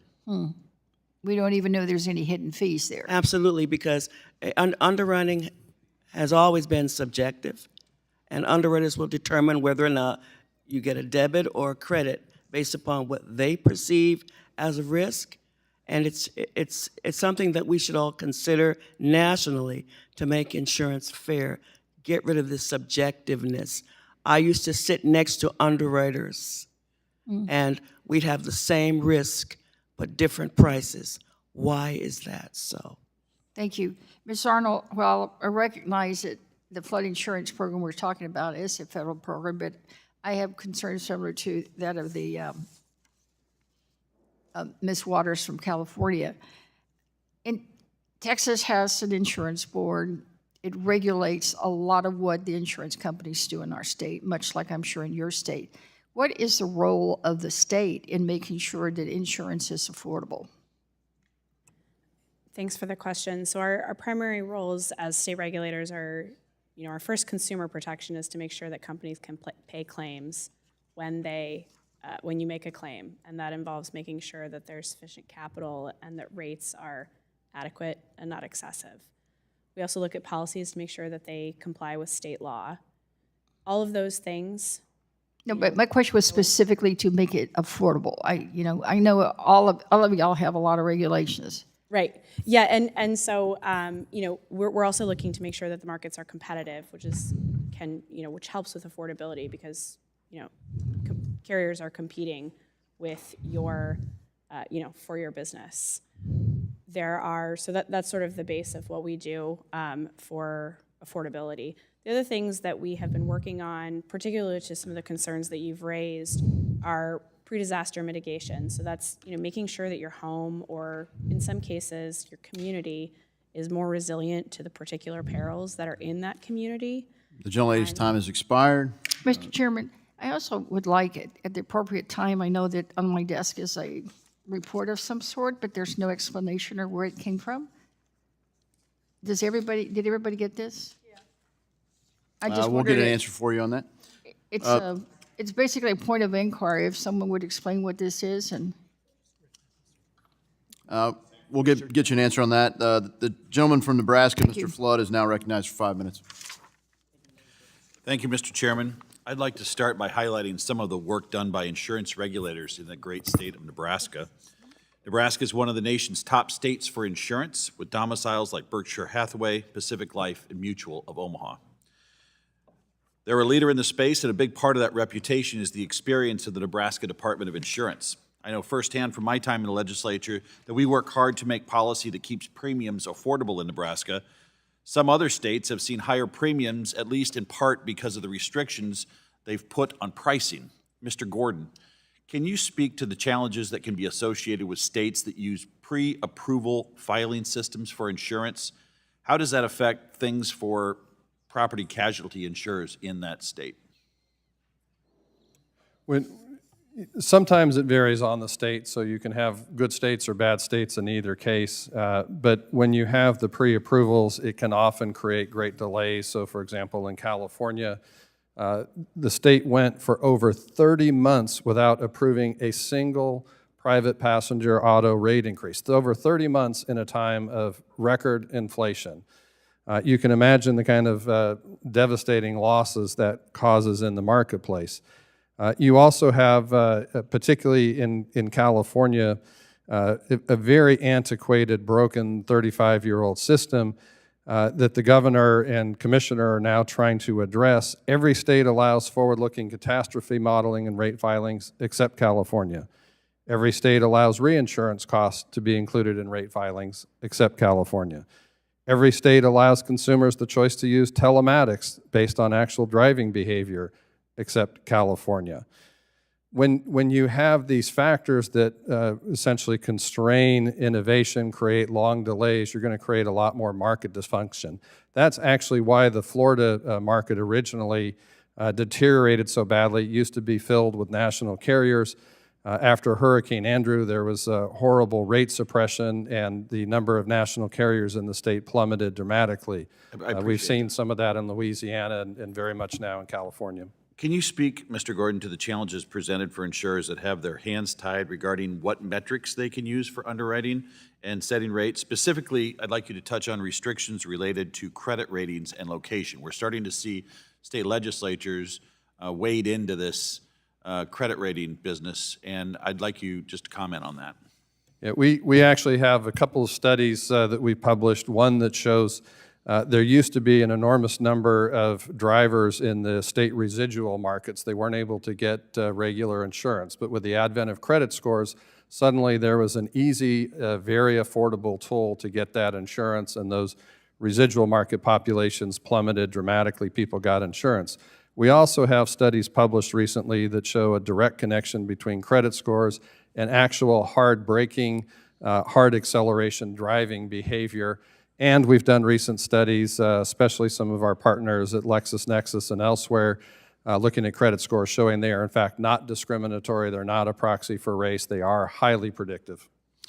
I'm going to switch gears just a moment here. In October, just really a few days ago, we had InsurTech on the Silicon Prairie, a summit in my home state. The summit had a great turnout with over 400 attendees from 44 states, 3 foreign countries. Mr. Nutter, could you speak, and maybe others on the panel if so inclined, to the importance of insurance technology and innovation in terms of putting downward pressure on premiums going forward? Well, there's no question that the incorporation, assimilation by the insurance industry into more technology will advance the efficiency, if you will, of both rate setting, both for regulators, insurance regulators, as well as the industry. It's the broad trend, particularly with artificial intelligence, that will make the underwriting more precise and then the rating more equitable. Would any other panelists like to comment on that? Seeing none, I guess what I have one final question here. In August of this year, the NAIC released a draft bulletin on artificial intelligence and predictive models. Mr. Arnold, could you just comment on your initial reaction to that bulletin? Thanks for the question. So the NAIC has done a number of things to look at how AI is getting used within the insurance industry. We had an AI principles document that came out a couple of years ago that was sort of laid out the frameworks. We've also created a letter committee. So if you are around the NAIC, we name things by letters. It's our big data, artificial intelligence, and technology committee. That committee's entire umbrella is looking at the various issues that arise when there are new kinds of technologies. Thank so you. We're looking at it. Unfortunately, I'm out of I time, appreciate so it. I appreciate you, and I yield back. The gentleman's time has expired. In answer to the gentlewoman from Texas, Ms. Garcia's inquiry, the slide that was referenced as part of the written testimony submitted by Mr. Nutter, and it is referenced in the top left corner with the risk assurance, the appropriate agency, the risk assurance group that he's part of. So that's the slide. It is customized per each member's district. The gentlewoman from Georgia, Ms. Williams, is now recognized for 5 minutes. Thank you, Chairman Davidson and Ranking Member Cleaver, and thank you to our witnesses for joining us today. Y'all, we are once again rapidly approaching a potential government shutdown, and it seems like every month in this Republican-controlled House, we're faced with yet another preventable crisis after another, putting our national security and our economy at risk. Keeping with the theme of my Republican colleagues avoiding problems until they're actively harming our constituents, let's talk about climate change. Let's talk about how it is contributing to the rising cost of insurance today. Republicans can't even consistently agree that humans are impacting our climate, let alone say the words climate change. But y'all, I live in the real world, and I believe in science, and I know that climate change is real and has a real impact on our constituents and on our economy. Ms. Lewis, this hearing is entitled Factors Influencing the High Cost of Insurance for Consumers, and as you stated, of course climate change is a major factor influencing recent insurance price increases that are burdening consumers. But unfortunately, the Republican memo for this hearing doesn't even use the phrase climate change anywhere. Ms. Lewis, do you think it's constructive to have a conversation about increasing insurance costs without even acknowledging climate change? Absolutely not. You must acknowledge the reality of climate change. These are policy decisions, y'all. And while my Republican colleagues can act as if climate change is not real, people in marginalized communities, myself included, we don't have that luxury. This past July, I shared with y'all that State Farm decided not to renew my homeowner's insurance policy because I filed a claim after a hailstorm that damaged the roofs throughout my entire neighborhood in Southwest Atlanta. That was just in March of this year. And even though I can't control the weather and you can't either, I'm now considered high risk and have a much more difficult time finding insurance that I can afford. And this is impacting all of my neighbors. Y'all, low-income Americans are more likely to suffer from the consequences of flooding, tropical storms, and other extreme weather due to inadequate infrastructure in their neighborhoods and lack of proper insurance. This summer, when this committee decided to launch a full-scale attack against ESG, I submitted questions for the record to several of our witnesses. Jerry Theodoro from the Art Institute was kind enough to submit formal responses and let me know that a long-term reauthorization of the National Flood Insurance Program and some key reforms would contribute stability and affordability to the flood insurance market. The multiple short-term extensions of the program have been a source of destabilizing uncertainty to the market. So now, more than ever, with climate change causing more frequent and more damaging flooding, Congress and this committee should be working to reauthorize and strengthen the NFIP. Mr. Webel, can you speak to the consumer benefits of a long-term NFIP reauthorization? I mean, in general, the insurance markets work better when they're long-term. They're long-term products. People in people's houses are long-term products. So I don't think there's any question that markets work better. Thank you. Can you also explain to us in detail what the impacts of a government shutdown would be on marginalized communities that rely on the NFIP? The shutdown basically kind of does two things in a sense that what's happened is the authorization of the NFIP is technically legally separate from a shutdown, but the authorization has been riding on the appropriations bills. So if an appropriations bill or some other bill that does not reauthorize the NFIP, if that is not passed by November 17th, what you have is the authority to issue new flood insurance would go away, and the borrowing limit would decrease from more than $30 billion to $1 billion. What that largely means is that people that need to get new flood insurance contracts that are buying new houses and the like would not be able to from the NFIP. They would have to go to the private market.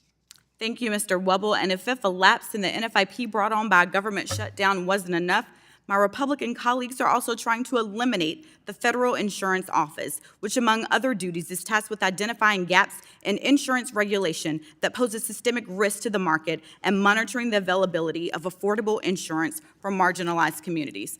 In fact, the Financial Services and General Government Appropriations Bill that we're going to be considering on the floor just next week, it zeroes out funding for this office entirely.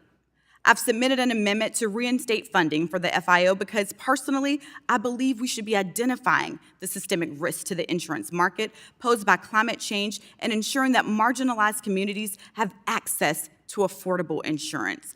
Mr. Webel, can you explain some of the impacts of eliminating the FIO? And I think I'm out of time, but I would love to have answers to that for the record. The gentleman's time has in fact expired, and the gentleman from New York, Mr. Lawler, is now recognized for 5 minutes. Thank you, Mr. Chairman. I'm glad my colleague got all of her talking points in. The only thing she forgot to mention was Trump, guns, and abortion, and maybe some anti-Israel bigotry for good measure. Historic storms outside of the 100 and 500-year timelines have rocked communities across the country. Earlier this year, my district experienced devastating floods in the Hudson Valley. Communities hit by natural disasters like hurricanes, wildfires, and floods, and climate change are also confronted by the skyrocketing costs of repairs and rehabilitation for properties. And this is only compounded by the day-to-day inflation spurred by the reckless spending policies of the Biden administration and the hangover of the COVID economy. Can you describe the challenges that disaster-prone communities face in rebuilding such? I'm sorry, excuse me, it's my time. Thank you so much. Will order.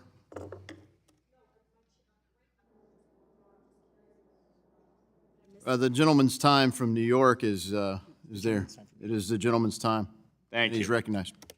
Can you describe the challenges that disaster-prone communities face in rebuilding, such as the demand for materials and labor as part of the construction supply chain?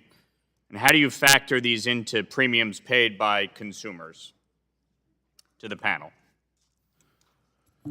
Congressman, I'll just note that while there's some variation among states because of higher taxes in some states, cost of living, but the insurance cost inflation inputs of repairing cars, buildings, people have escalated very significantly. For example, from the beginning of 2020 through the first half of this year, construction materials have increased 35.5%, construction trade services have increased 30%, and the overall building replacement costs have increased nearly 45% over the last 5 years. So very, very significant increases in rebuilding costs.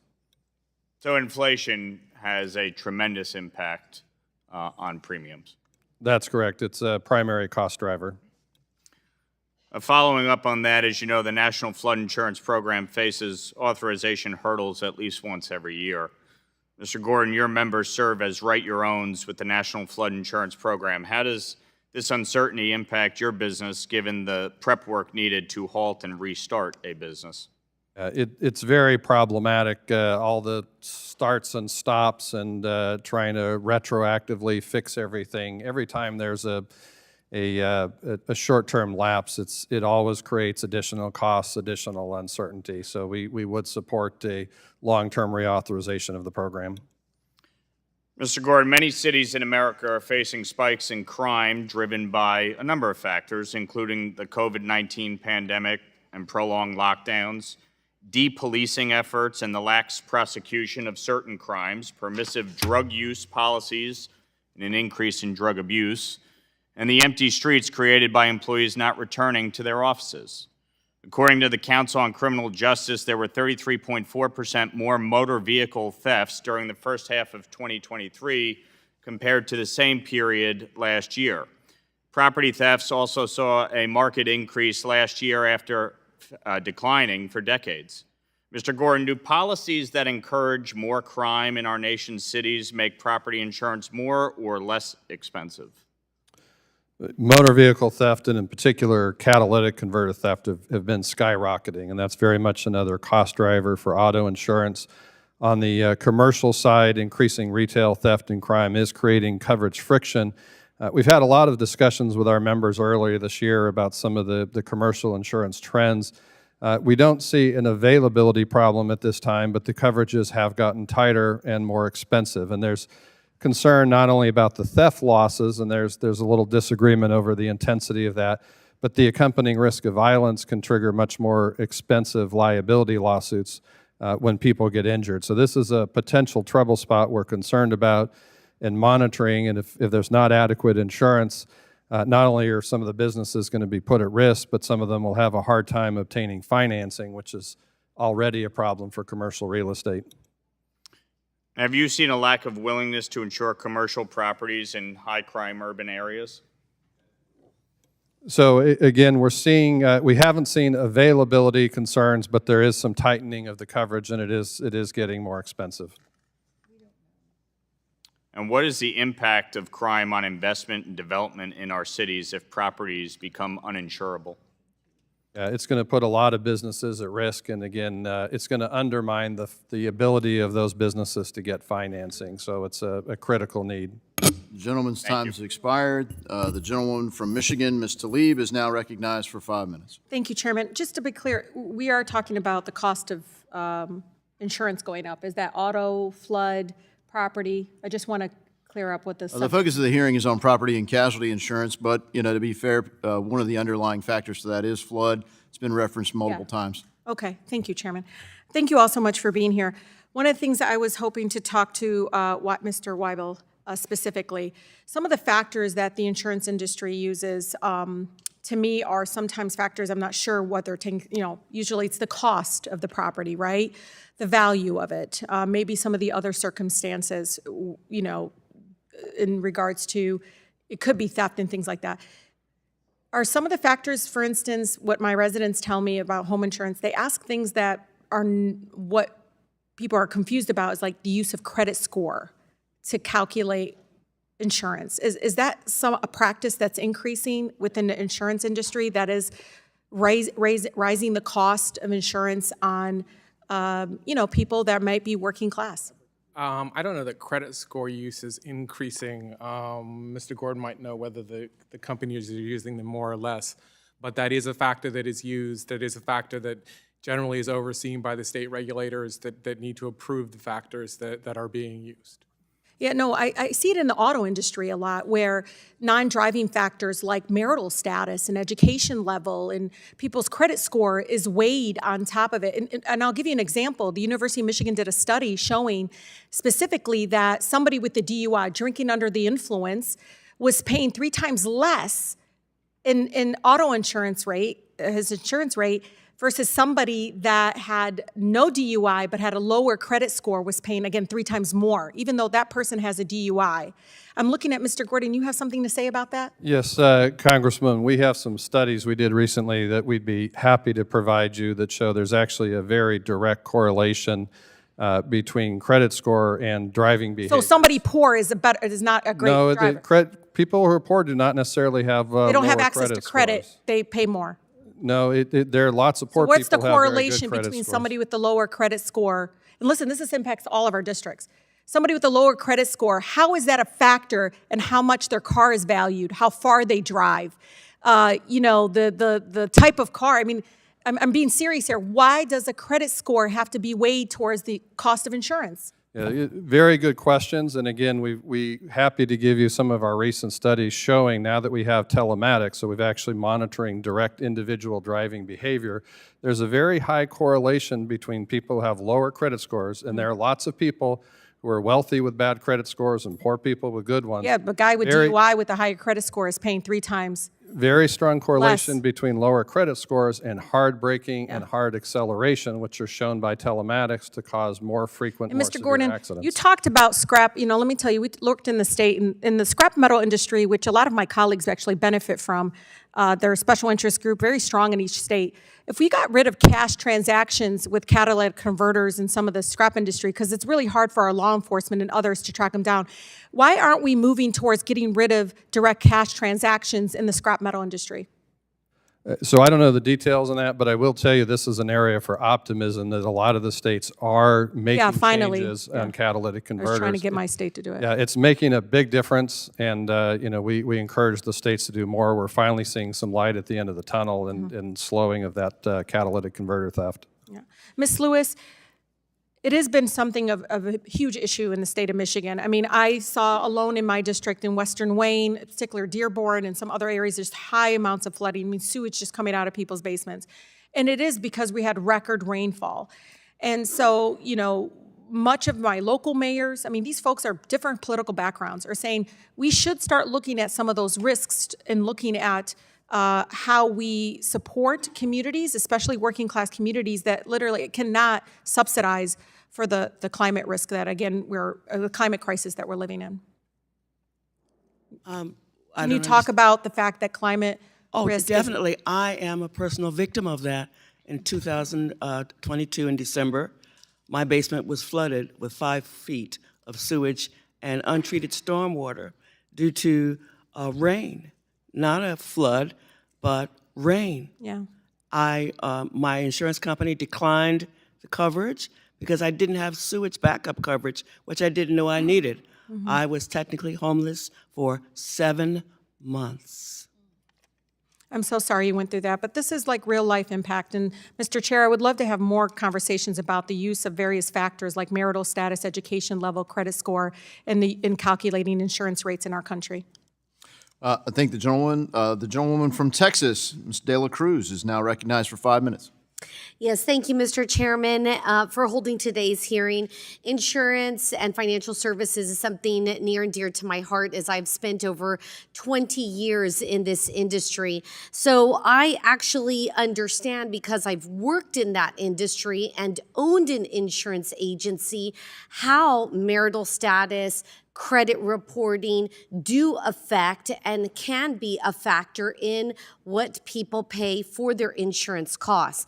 That being said, in the county of Hidalgo, where it is 90% Hispanic, we see varied rates, insurance prices based on risk. And let's just go to the mere definition of insurance. Mr. Gordon, tell us, what is the definition of insurance?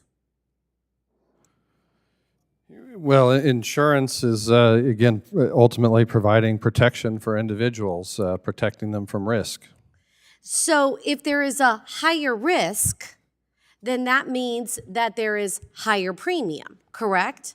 That's correct. And in fact, every single state prohibits insurance from being unfairly discriminatory, and insurers are closely examined on that. And what unfairly discriminatory has always meant is when you don't charge based on the risk. So insurers are required to based on individual risk. So it's not based on your ethnicity, it's based on your risk. Correct. Okay, so what we keep hearing over and over again that is been alluded to was that it is based on ethnicity.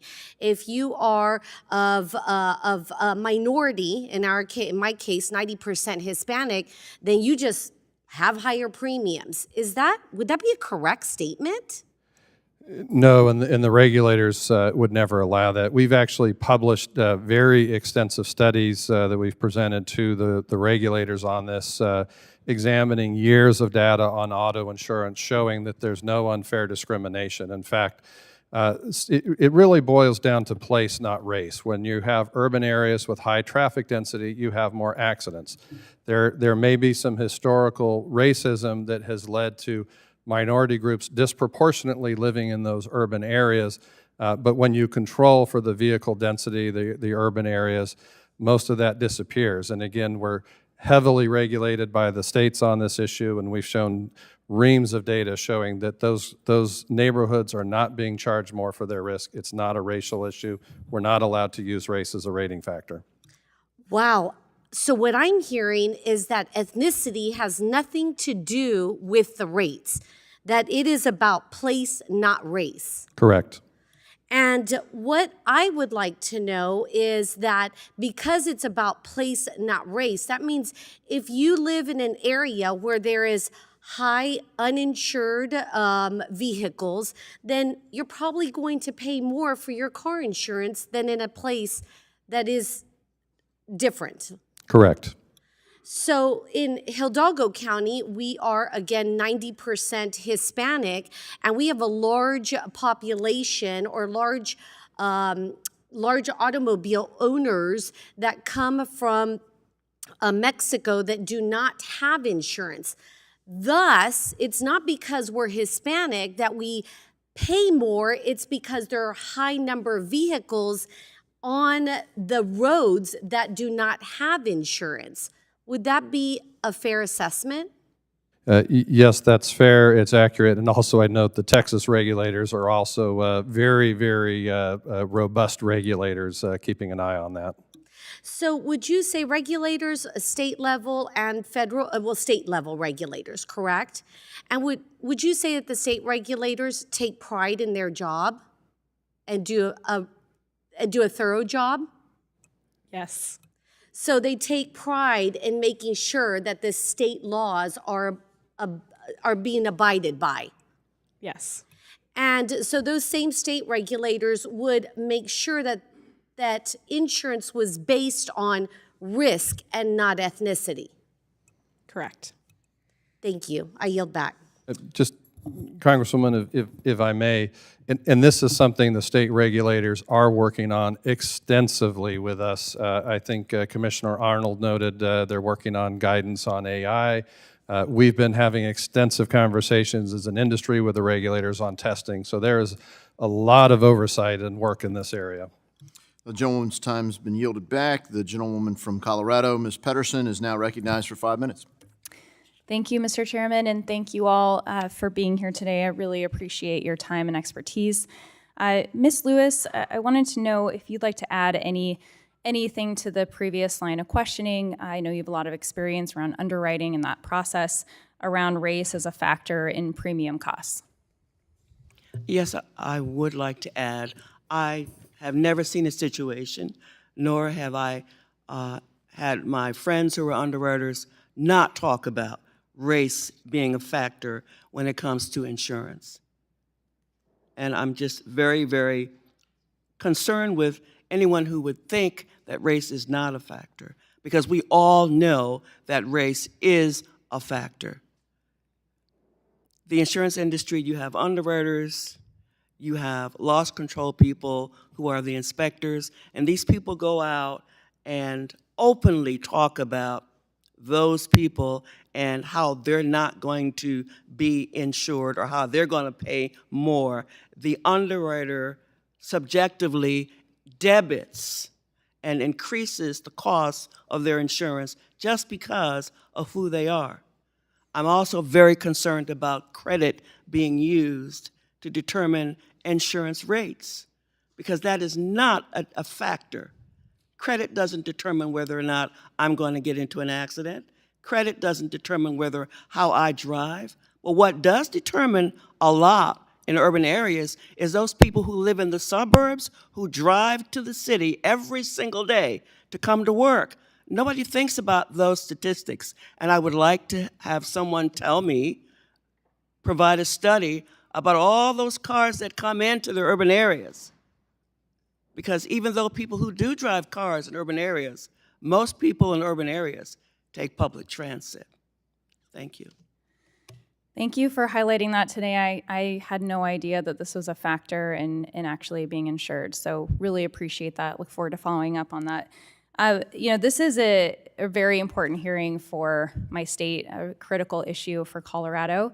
We don't even have a wildfire season anymore. With the changing climate, we are constantly under threat of wildfires. And communities throughout my district, I have people that are reaching out that unfortunately are unable to buy homes because they can't prove that they're able to be insured. We have insurance companies pulling out of markets because the risk is so unpredictable. And so I guess more broadly, there are so many, when I met with people representing insurance companies recently, they talked about right now we're facing kind of a perfect storm. We went through the pandemic.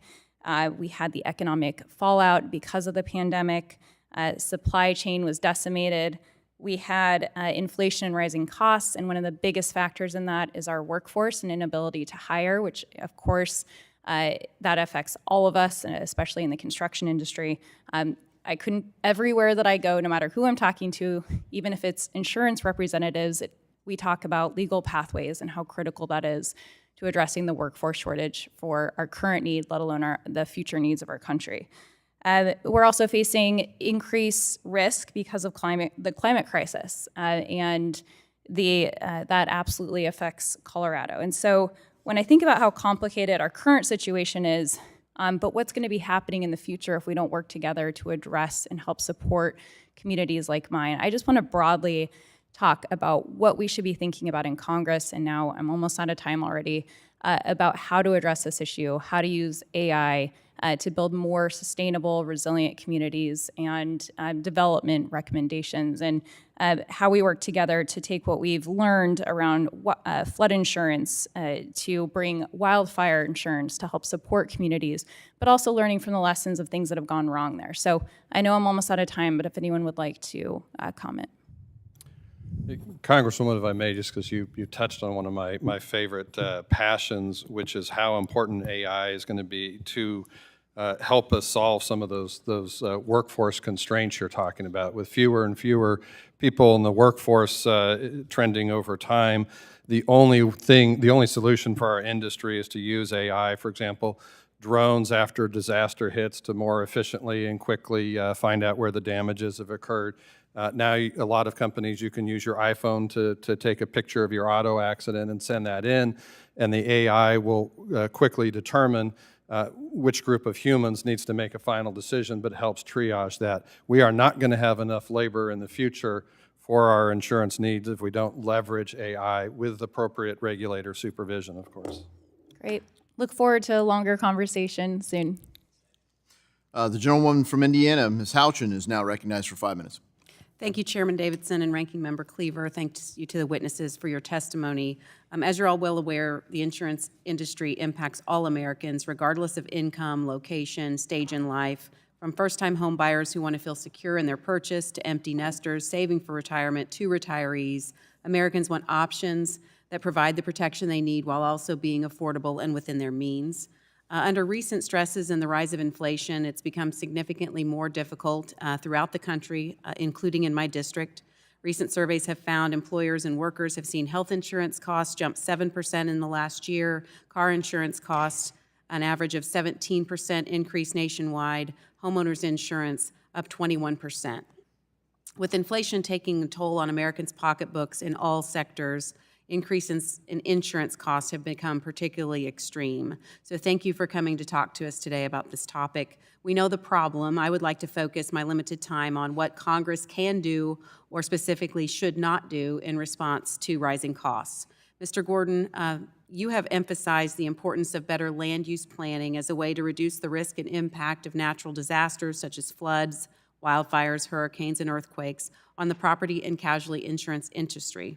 I also understand the current land use planning practices in the United States are often inadequate, inconsistent, and ineffective, and have led my constituents in Indiana to effectively subsidize those who build dangerously on the coast. Could you expand on why land use planning is so crucial for the resilience and sustainability of the insurance sector and the communities it serves? And could you explain why we've gotten it so wrong up till this point? What we've now seen is the number one cost driver for the insurance rates has been people moving into high climate risk regions. And sometimes some of the government policies not only subsidize that, but ultimately they mask the true environmental costs. I think my colleague, Mr. Nutter, mentioned that we've seen a roughly annual 5 to 7% annual increase in natural disaster losses, largely because of those movements. We're not taking into account when people buy a home, what is the long-term cost going to be of insurance living in a coastal area, living in the wild land-urban interface. And then we're not doing the land use management, things like controlled burns like we used to do as a society to make sure we don't have more and more wildfires. And we're just now developing, and this is really one of the most exciting parts of the industry, some very new fire safety standards, how you build defensive space around your house, and you need communities to do that to protect each other. So there's a lot of work in this area, and there's a lot of opportunity for policymakers to get better building codes, get better land use management, get better mitigation into society. Thank you. And I want to focus specifically on subsidies as a means to address the issue of rising insurance costs. You discuss in your written testimony the death spiral that subsidies can create in markets. Do subsidies cause rates to increase to ratepayers? Could that in turn result in more individuals needing to access a subsidy until a private market is replaced almost entirely by a public or largely subsidized market at a higher and higher cost to other ratepayers? Is this the death spiral that you discuss? That's exactly the death spiral. And in fact, we saw this in Florida after Hurricane Andrew. They tried rate suppression, and you went from the vast majority of 94% of the homeowners' policies were written by national insurers to, after several years, only 18%. So think of how many national carriers abandoned Florida because of the rate suppression. That's what we're seeing in California. California also has a residual market that says all those people who aren't getting coverage in the admitted market, they go to the residual market, but the excess losses have to get paid back by the insurers with no recourse. And so it's like the musical chairs where there are fewer and fewer insurers left holding a bigger and bigger bag of exposures. Thank you. And Mr. Nutter, you talk about what Congress should not do. I appreciate that you clearly state Congress should not create a new federal property reinsurance program to displace the role of states. I agree. Can you discuss why it's so important that Congress not create a new program? Thank you for the question. Effectively, it would put Congress in the business of regulating or managing property markets at the state level, where in fact you have very different state perils, legal environment, regulatory philosophy, that it really is going to be a counterproductive, if you will, and it concentrates risk that taxpayers across the country will subsidize high-risk people from low-risk areas. Thank you. I yield back. Thank you. The gentleman from Nevada, Mr. Horsford, is now recognized for 5 minutes. Thank you. Good afternoon, and thank you to the chairman and ranking member. I'm glad that we're finally getting back to work here in the House, and I appreciate our witnesses for taking the time to be here.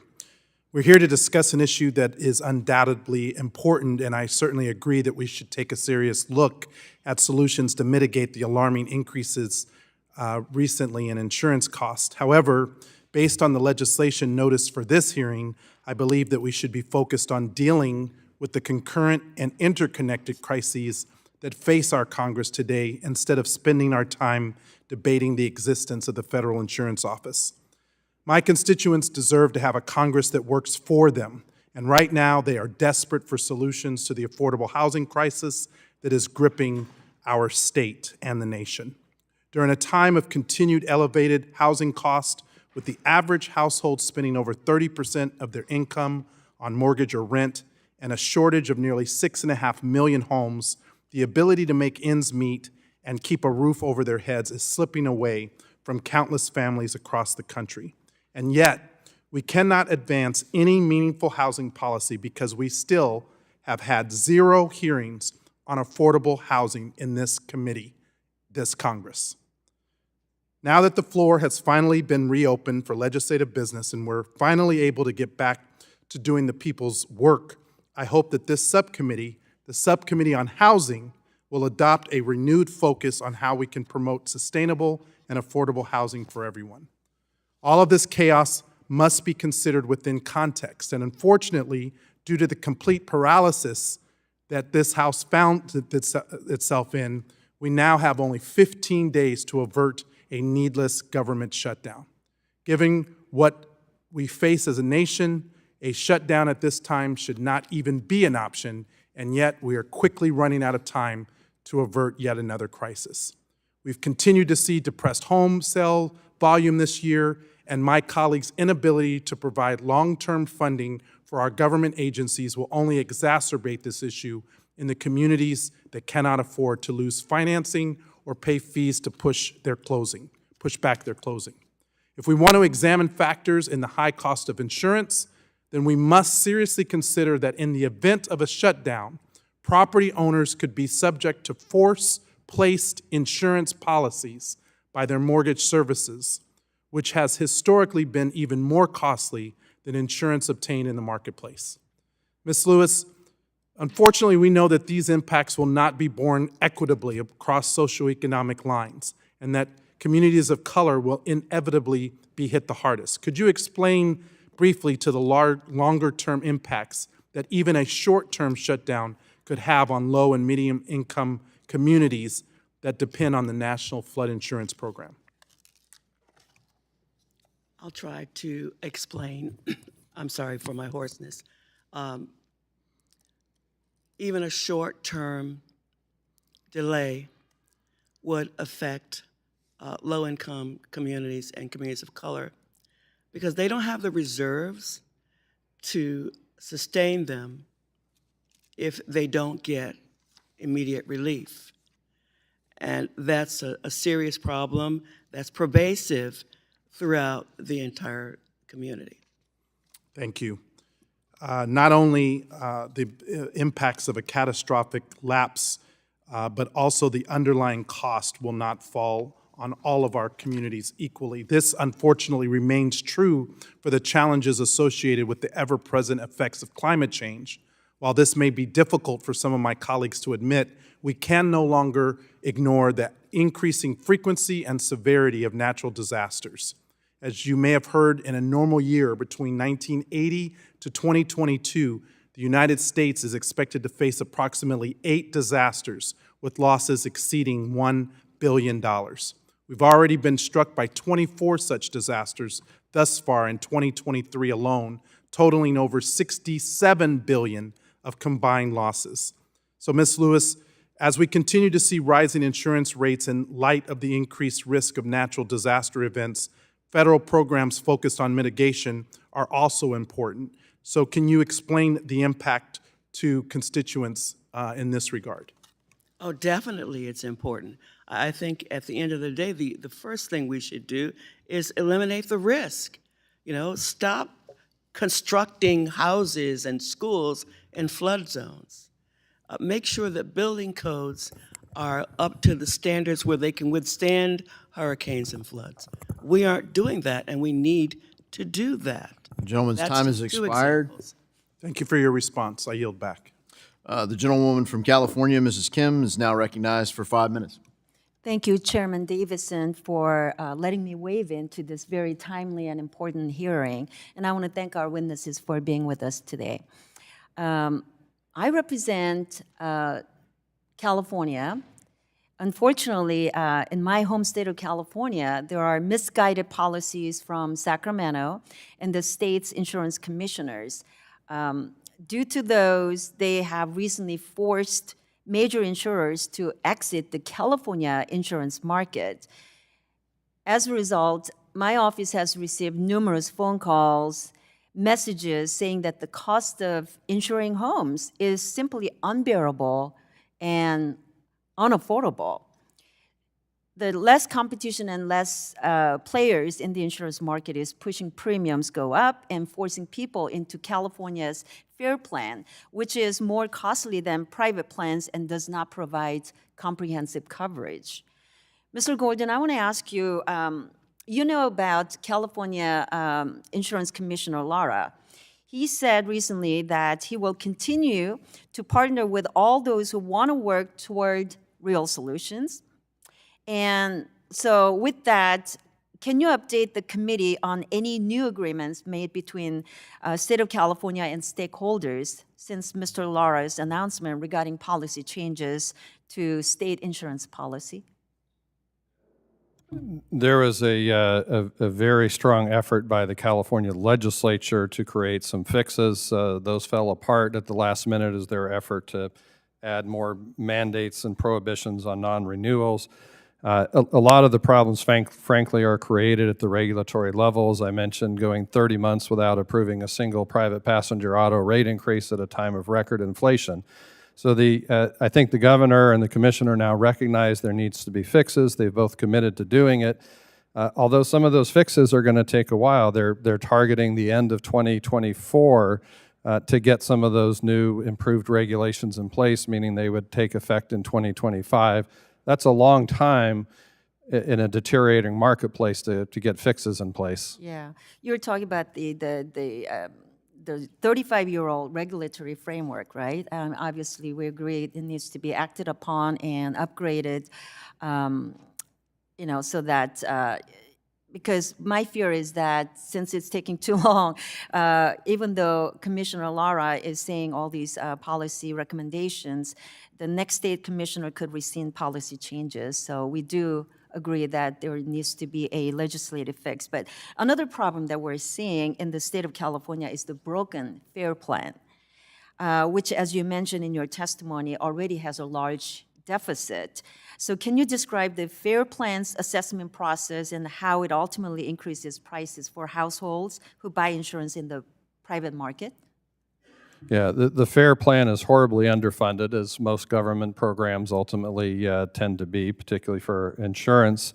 And insurers are, any excess losses that the FAIR plan has, there's a whole layer of assessment that go to private insurers, and they're not allowed any mechanism to recoup that. That was something in the legislative process they knew needs to be fixed. And so what that means is, if there's a big wildfire in California, and a lot of the wildfire most high-risk areas are areas with a disproportionate concentration of FAIR plan policyholders, that means the private insurers who haven't withdrawn from the market are going to get left with that bigger and bigger tab. And so that's spreading those costs because insurers have to make sure they're collecting enough money to cover all of those additional expected liabilities and exposure. So those who are staying in California have to collect more and more for that exposure. That is a ticking time bomb that I know the legislature and the commissioner are hoping to fix.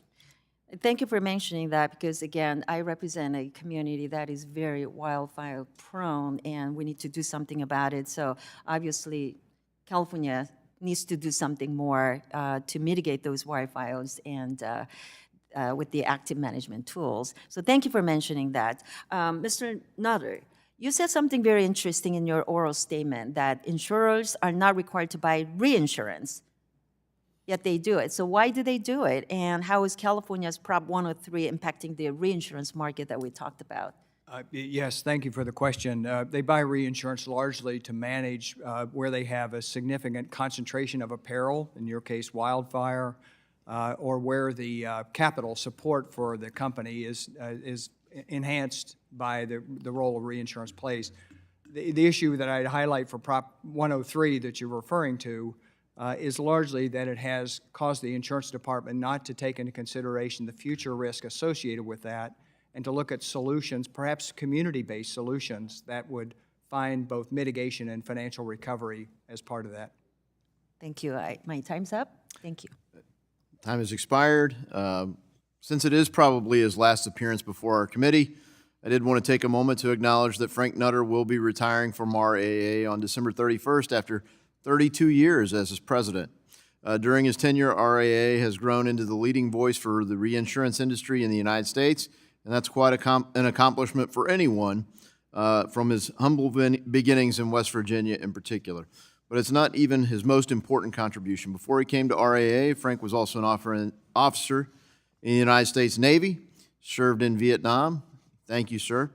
We applaud you for your service to our country and for your leadership at RAA. We wish you well in your well-earned retirement. Mr. Chairman, thank you so much for that. It has always been an honor to appear before the committee today and so many other times, and an honor to represent this industry. Thank you. Thank you. I'd like to thank all of our witnesses for their testimony today, and without objection, all members will have 5 legislative days within which to submit additional written questions for the witnesses to the chair, which will be forwarded to the witnesses for their responses. I ask our witnesses to please respond as promptly as you're able. This hearing is now adjourned.